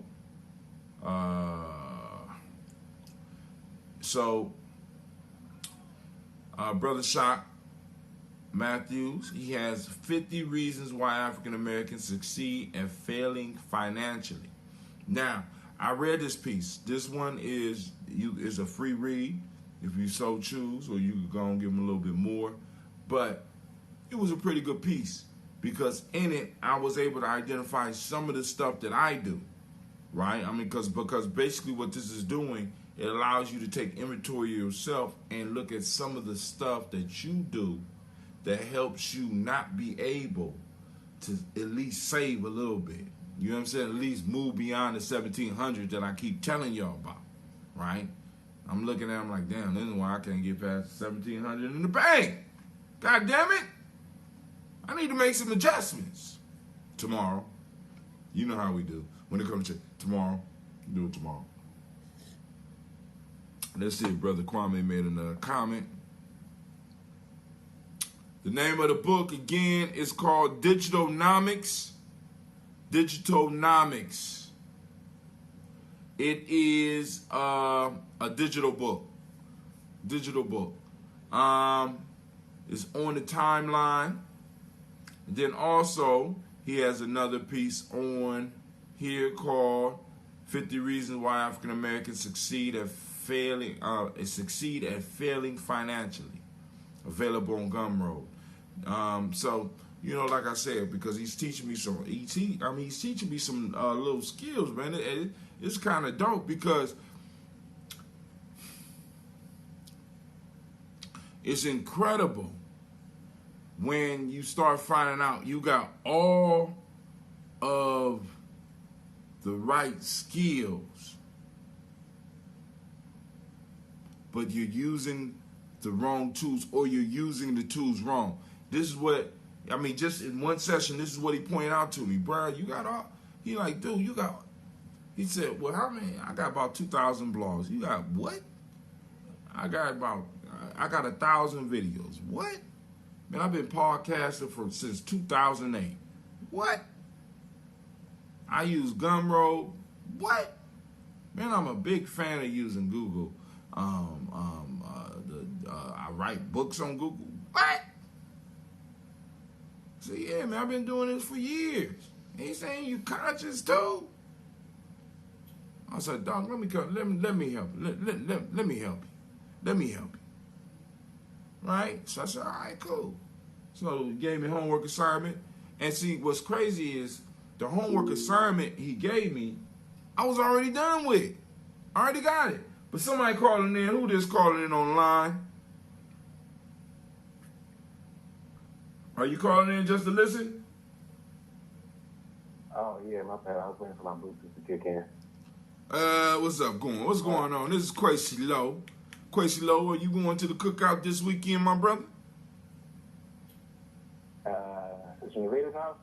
Yeah, it was supposed to be top secret, but yeah, you just told the feds where we're going to be. Okay, yeah, that one. What? No, I'm just joking. But go ahead. How you doing? I'm good. I'll probably be cooking, right? Hey, yeah. Really? What do I need to What do I need to bring so that you can cook it up? Whatever you want to be delicious. So now I've been talking to Quasi, and one of the things I want to work on with Quasi is doing a cooking show, because I'm gonna demonstrate to him the camera equipment I got while he's over there showing us his skills on the grill and in other places. I'm gonna bring the camera piece over and show you what we got in GNJMedia and what we can further get, because the whole piece is we want to start doing this whole media piece. And when I show you what I got, it's gonna blow your mind, dog. Oh, okay. That sounds exciting. It's gonna blow. I feel like I owe our audience an apology, because I fell off with the I-Win situation, man. That was a financial situation, you know what I mean? While you are growing and accumulating items, mine are doing it. Right. But hey, it's cool because the audience understand, man, because like I said, you know what I'm saying? It took me to get to a certain point in my life where I was able to have enough. You know what I'm saying? You still in that discovery. We still in that discovery, developing phase, and then on top of that, being, and a lot of people gonna take this the wrong way. Being black, it takes you time to establish stability. It takes more time for you to establish stability than if you were from another group. So, right. You know what I'm saying? So.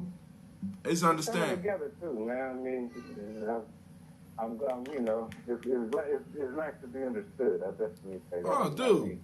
Shit, I've been through the shit. I'm, you know, in my family, we thought it was late blooming. That's what we called it. It wasn't, you know what I'm saying, it wasn't never, you know, being black, but shit. Right. I thought it was late blooming. It ain't late blooming. You black. You know what I'm saying? You ain't got no wealth to fall back on. And you ain't got nobody to help you. You know, so, you know, you out. We out here. So we out here for real.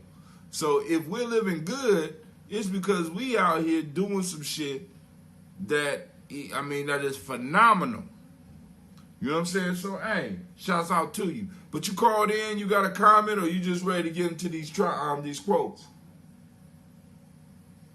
Yeah, I just, you know, half the time I don't even be having access to even see that. My data is out right now. I just happen to be somewhere where I got Wi-Fi, so I started the show going, you know what I mean? All right. So we're going to get into these. Go ahead. I was just going to say, we be struggling out here. A lot of niggas be liking to be on Facebook and acting like they rich. I'm real with mine. I'm struggling like a mug right now. I mean, but actually, that's a Gianni rule. We got to be real with it. Because that, you know what I'm saying? Because, I mean, like I said, other than that, we're practicing illusions and shit. We all out here. You know what I'm saying? That's, you know what I'm saying? So I had an unfortunate situation today with some people that I love. I just really came to me where I couldn't deny that these people are living in illusion, man, and it hurt me to have to realize that I have to kind of distance myself. You know what I mean? I have to. Sometimes we gotta lose people, even that we love, in order to preserve ourselves. I can't lose myself, but then I'm no good to nobody. Right. Because I mean, we be living those. Some people be living those illusions, and you'd be so crazy. You be listening to them, you like, what in the fuck are you talking about? What are you talking about? You really don't know where you are, when you are, nor why you are. You know? Hold on. Brother Kwame say, what do Kwesi want us to bring? Wings, drinks, etc. And he said lemonade or Gatorade, as far as drinks are concerned, can't drink anything stronger than an ambrosia. And They don't make hard Gatorade? Huh? So they don't make hard Gatorade? They ain't invented hard Gatorade yet? Nah, we gotta invent that on our own. But I think I might bring a gallon of ambrosia. I'm gonna have some ready. And you know, it's gonna be it's gonna be young, but it's gonna be strong. I'm bringing some ambrosia. That's what the fuck I'm bringing. I'll say this though, anything y'all want on the grill, let me know in like a day in advance. Preferably, I would like to get it so I can season it and let it marinate. You know what I mean? All right. So Kwame, if you didn't hear him, so I can be mentally prepared. He said whatever y'all want on the grill, bring it, because he would like to get it a day in advance. So we got tomorrow to get it to Kwesi so he could go and season it up, get it ready, so they could be put on the grill. I got some, got those big mushrooms too. I might bring some of those. You know, and we might be able to do a little snippet of a show or something over there. But then the Raw Rising is early that morning, so I'm gonna have to get out of here. I gotta get out of here about 5:45. No, I'm gonna have to get out about 5 a.m. because I want to be at the Raw Rising. Raw Rising? Yeah, that's it's a ceremony celebrating the solstice, even though the solstice is tomorrow at 11:54 a.m. I think it's tomorrow at 11:54 a.m. Where's that gonna be at? Is it something that I could? Yeah, that I could it'll be. I gotta get the flyer. I'm gonna post it up, but I think it's like at 5:45. It's at sunrise over at the Wolf Park. Brother Kwame, what's going on? I was rather than doing all that damn typing with my carpal tunnel hands and everything. So, Kwesi, how do we get the stuff to you? I can come and get it.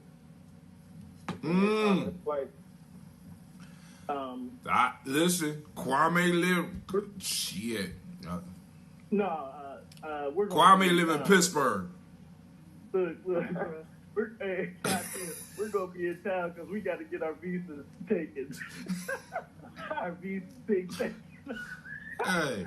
Let me find out. I gotta get a passport photo to come and see. No, it ain't that bad.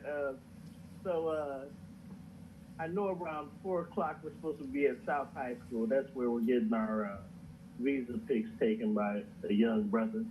Oh, where you about to go?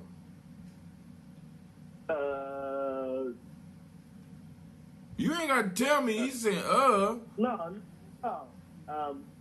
I know for sure that we plan on sending Charlotte to synagogue. But you said we. Are you going to synagogue too? I'm not sure. You know, funds are tight for us. Yeah, I know, bro. I mean, that's the conversation me and Quasi was just having. Fun, you know what I'm saying? Especially when you do this work. When you doing this work. Shit. You know, I got to look at you got to look at a motherfucker like an agent if he always on top when he doing this type of work. You know what I'm saying? Because it's like shit, it's rough. You know what I'm saying? It's like damn, you know, because like I said, for me to get the people the quality that y'all deserve, you know what I'm saying? Shit, bro. You know, I got to sit back and be like. My wife started talking. I gotta look the other way and shit, cause I be like,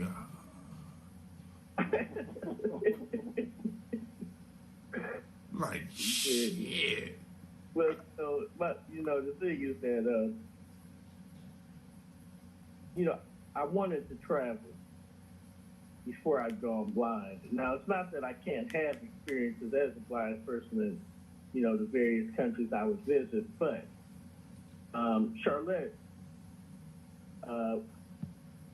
I want to make this opportunity available for her to go with her dance crew, you know, with Miss Susan and right, Kasan gang.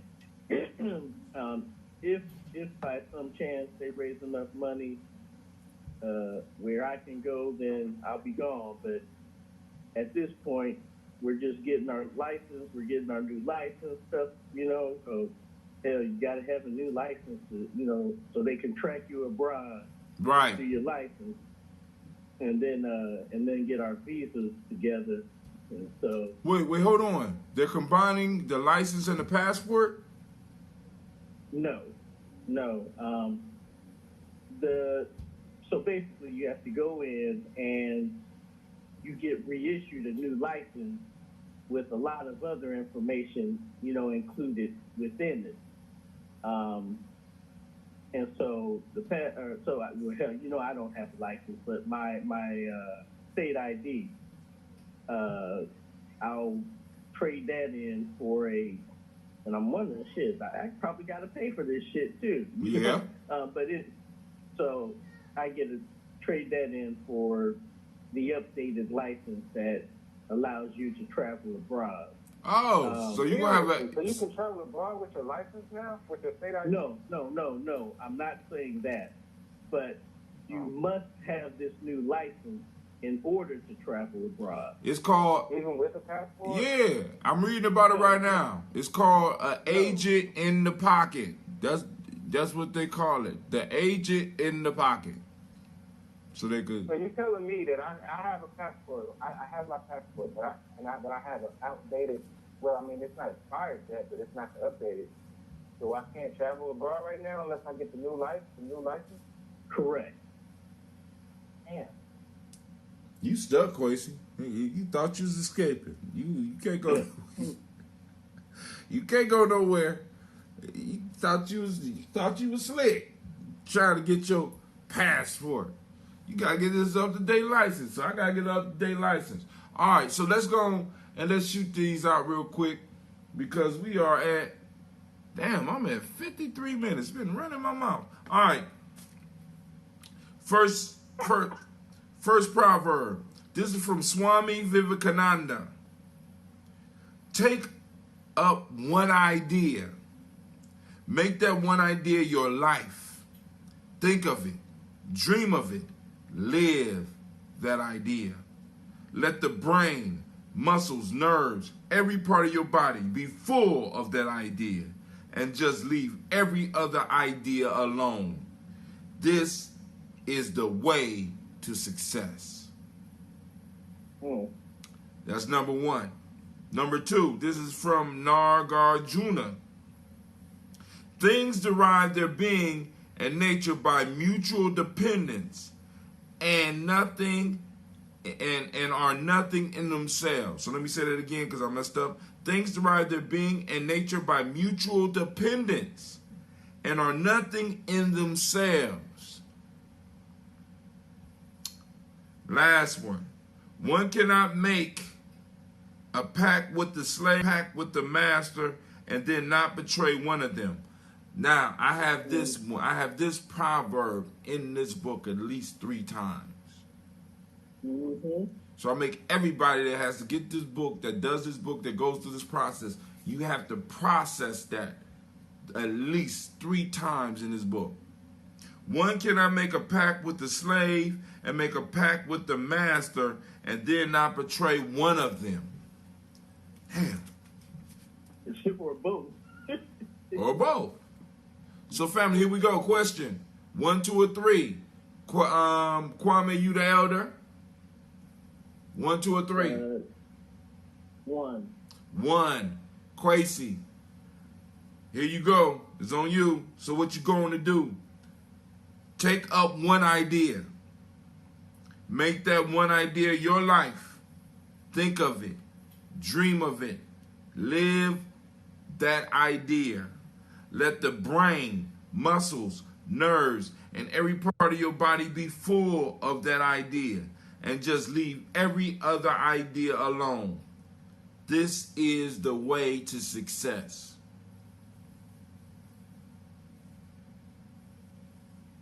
You want me to you gotta say impression?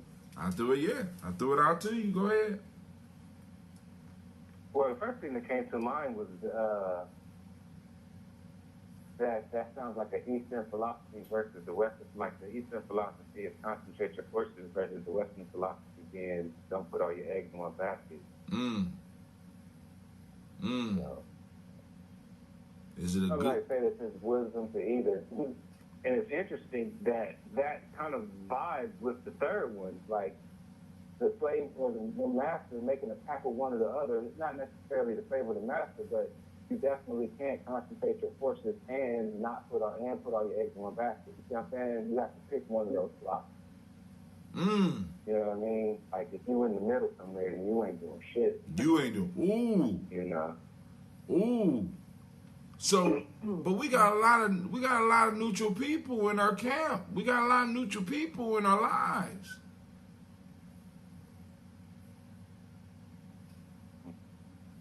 Damn, y'all got both quiet. Yeah. Y'all both got quiet on that. I mean, hell, I think I'm definitely closer to neutral than having chosen a stance. I honestly, like being honest with myself, I think that's even part of like why I challenge myself to be honest with myself. That's kind of, if I was to say like picking one thing and sticking to it and letting it be the essence of my being, that's kind of one, like what I feel myself wanting to gravitate towards is really being honest with myself and not being full of shit, literally and figuratively. You know what I'm saying? Because I feel my body not flowing right, like right. blockages in my body. There is I think it's Dale Carnegie. He says, put all your eggs in one basket and watch the basket. You know what I'm saying? Because the question comes up for me because in our culture, mastery was a major thing. And we are being immersed in a culture now where rather than master, you're being pushed towards being good, a little bit good at everything. Mastery was a major piece for us. And the piece that I'm saying is that you can't really become a master if you don't, in a sense, in some form or fashion, activate the idea that he's talking about total single focus. But that will cause havoc in your life. We got Sister Regina. Actually, I think today is today your day, Sister Regina? Yeah, you a Yah. Sister Regina is a Yah. Shouts out to the Yahs. We're going to give the Yah a round of applause for representing on the show today.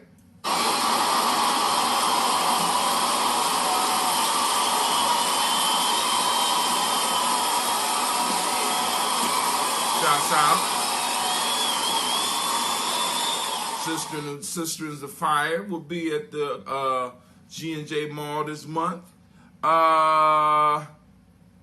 She got hashtag y'all born. Hold on. That's a tough one because I have so many interests, but as I mature and grow my business, I see the wisdom in that. We can allow our full selves to be dedicated to singular goals. That's powerful. And she said, yes, she's a y'all born. But go ahead, Kwame. You know, when I first heard of that, there were two thoughts that went through my mind. Of course, Malcolm Gladwell's 10,000 Hours. Yeah. And the idea where, you know, when I was younger, I used to have this concept of my that I wanted to, you know, kind of focus my life in on. But naturally, I was drawn to Jehudi. Now, many of us who understand the Netruru of Kemet, we understand that really those are two sides of the same coin. And so, in many respects, I got lucky. Mm-hmm. Because even though my focus may have been on my eye, my natural instinct was to, you know, think in terms of mathematics, think in terms of communication, you know, along those lines. And so, yeah, I lucked up. And this is a question to Sister Regina. A lemon pound cake, do you do that?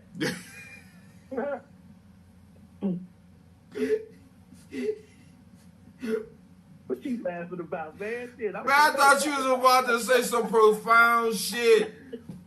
I thought you was about to ask a profound question. Was so profound. I was like, God damn, okay. I got a question for you, Sister Regina. I got there to talk about Tahuti, my aunt, and mathematics, but I have a question. Sister Regina, a lemon pound cake, do you do that? Or hell, I could have been like Captain Picard. That's it. Sister Regina. Make it so. Lemon pound cake. Make it happen. Make it so. Number one, make it so. Make it so. But Sister Regina, brother, that's a serious question.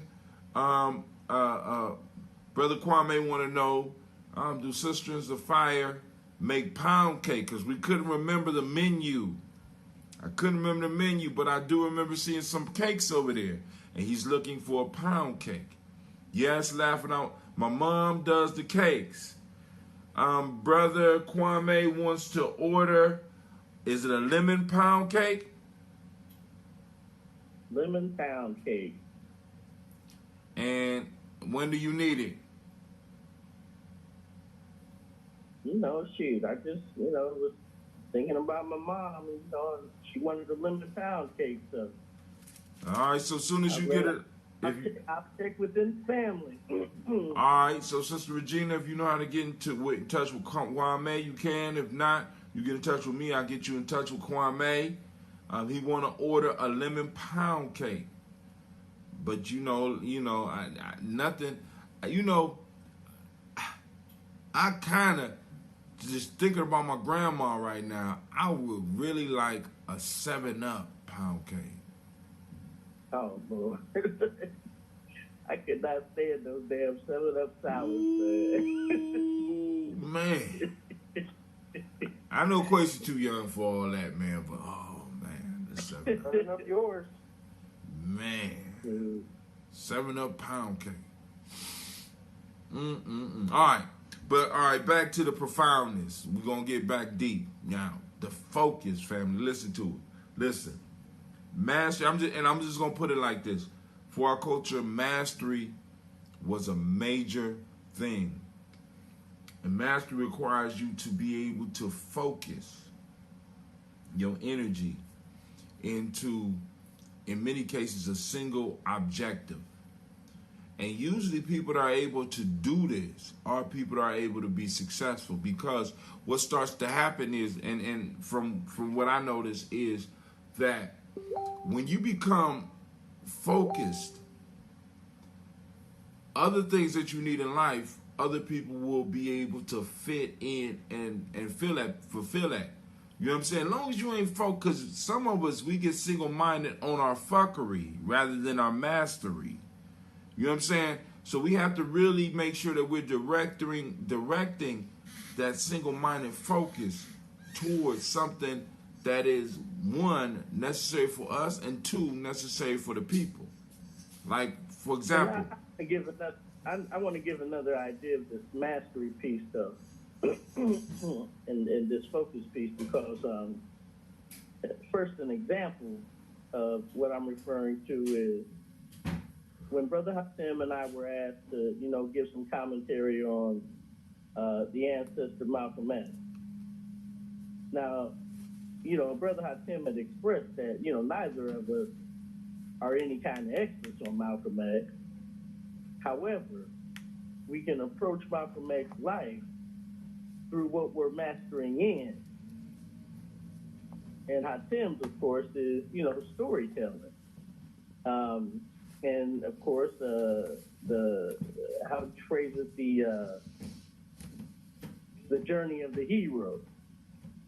And mine was through mathematics, where literally what I wanted to do, I had to make some adaptations, but what I wanted to do was, I designed a lesson plan, a math lesson plan around Malcolm X and running numbers. And so the idea of mastery is becoming so proficient in what one has focused on that given any situation, they're able to relate their mastery to that situation. Hold on.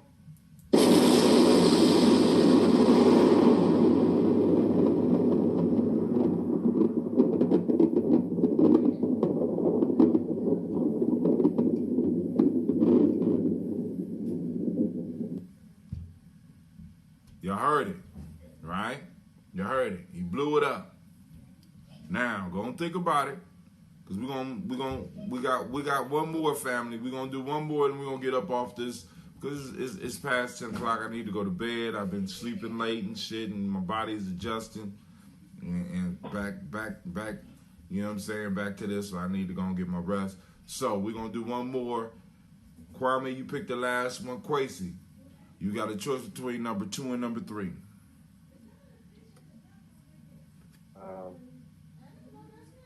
I don't remember what either one of them are specifically, but I know number 2. Number 3, I already connected it to number 1. Number 1. So I think I'll go with 3. You gonna go with 3? One cannot make a pact with the slave and make a pact with the master and then not betray one of them. Actually, I forgot to announce what it's from. This is from Benin, Nigeria, and Togo. So all 3 of these areas had this in common. One cannot make a pact with the slave and make a pact with the master and then not betray one of them. Kwame, you want to take that one? If you insist. So when you consider a number of people who are said to represent us,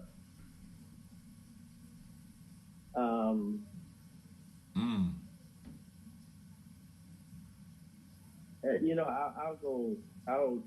I'll use Candace Owens as an example. Now, Candace Owens, I didn't even know who the hell she was at one point, right? Right. But her name kept popping up, and then she gave a testimony before Congress, you know, in some hearing or something. And I heard this woman talk, and maybe a week before I got into a very heated argument with a sister who I'd been friends with for damn near 30-something years over reparations. And so fast forward a week later, I'm listening to this Candace Owens, you know, talk, and I'm hearing all these phrases that this friend of mine was saying coming out of Candace Owens' mouth, and I was like, well, I'll be damned. That's what she's been listening to? And so Candace Owens, who says, you know, she does everything for the benefit of Black people, but at the same time, she's working for the masses. And when you hear the words come out of her mouth, clearly she's betraying Black people. God damn. Because she's not dealing with the reality of the economic devastation that was brought on by, you know, from slavery to through Reconstruction, Jim Crow, the Civil Rights era, and presently. She ain't dealing with any of the realities of the shit that Black people have to go through. And so that's my example of that. And when you were commenting on the people they were sending, the Democrats were sending before Congress, I made the comment, I said, you cannot send an integer to do an irrational's job. And I'm speaking algebraically from a numeric point of view. Integers are your numbers like 0, 1, 2, 3, 4, and the negatives of those numbers like 1, 2, 3, 4, etc. The irrational numbers are numbers that cannot really be expressed. Like pi? Like pi. Zero was an integer? Say that again? I didn't know zero was an integer. Yeah. I thought zero was more of an irrational number because it can't really be expressed. No, irrational numbers are numbers that cannot be expressed as a fraction. Zero can be expressed as 0 over 1, 0 over 2, 0 over 3, okay. all equals 0. Right. But those are also that's also a subset of the rational numbers, because your rational numbers is a special case.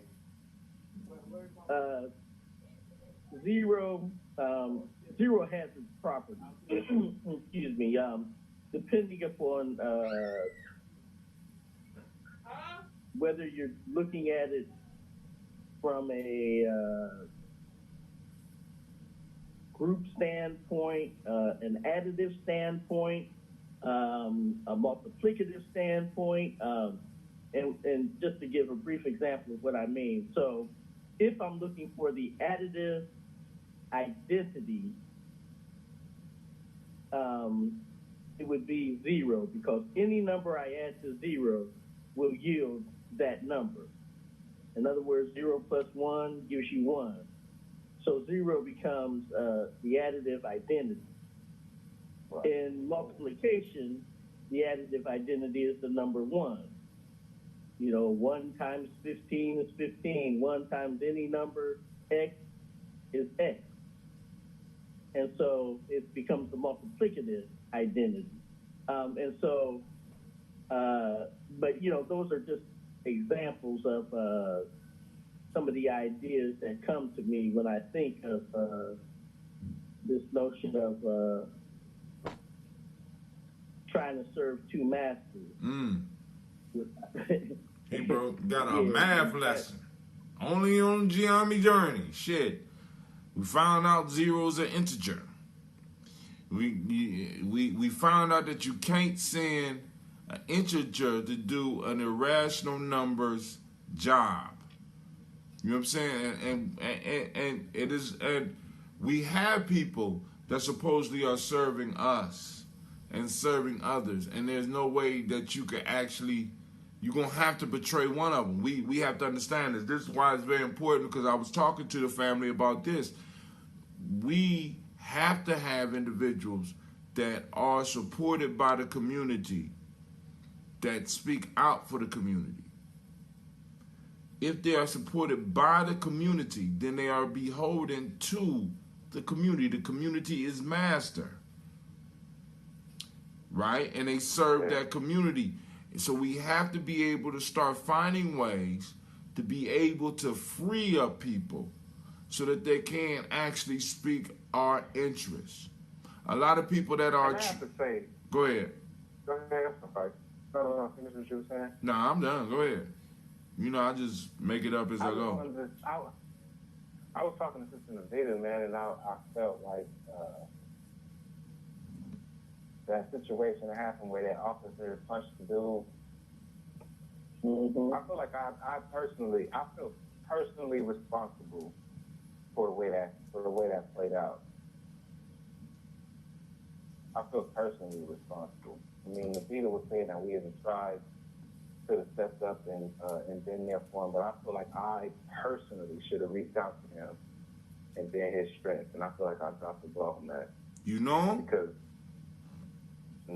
but I ain't never stopped me from finding nobody. That's true.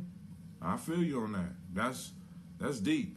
But then, like, once again, that gets to the point of when you are out there fighting for him, where is your living coming from?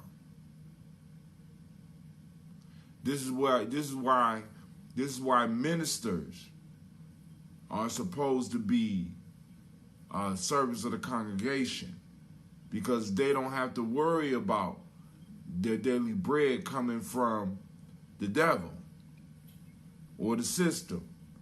You know what I'm saying? They're supposed to be the spokespeople, and those people that work for these religious institutions are supposed to be the spokesperson for the people.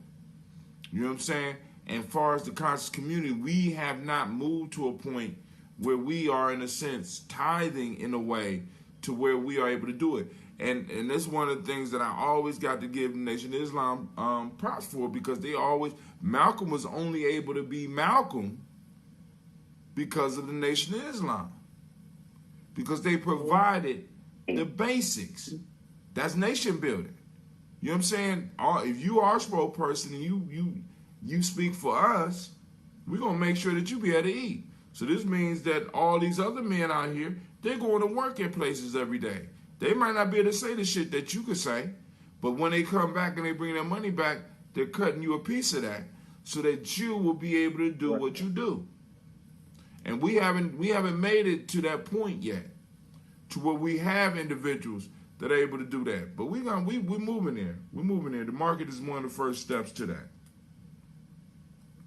So, you know what I'm saying? We have to really understand that as they said about, you can't serve two masters. You can't. You're going to have to betray one. You're going to love one, hate the other. You're going to betray one. You know what I'm saying? And that's the way the system that we are existing, the system that we exist in is designed. And you're always going to betray the one that ain't feeding you. Most people, let's put it that way. Most people are always going to betray the one that ain't feeding them. There's some fools out here. Some of us fools out here. You can be like, we're guided by principles and shit like that.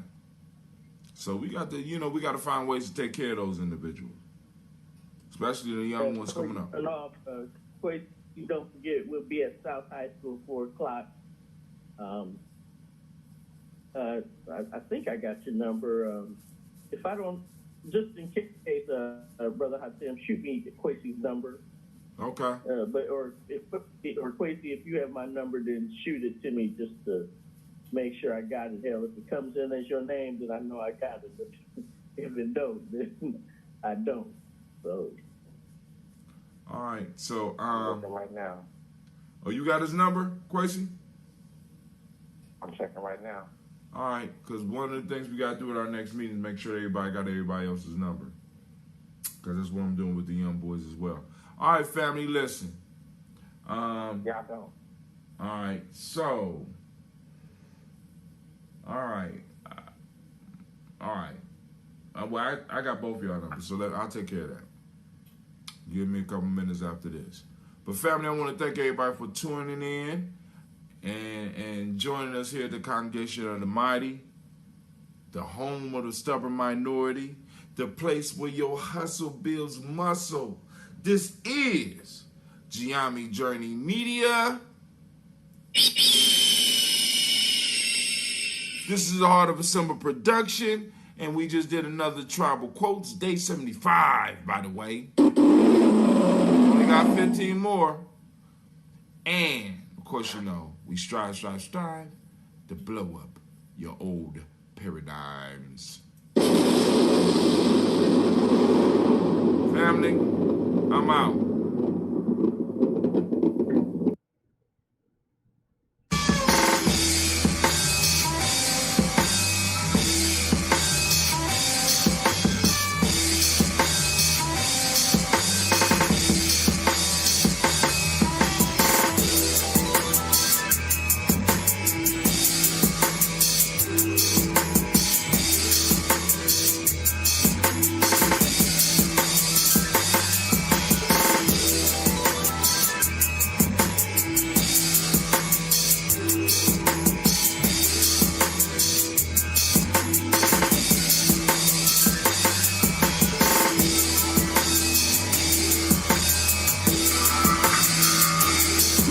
Great day. This is Brother Hatem coming at you live with Tribal Quotes.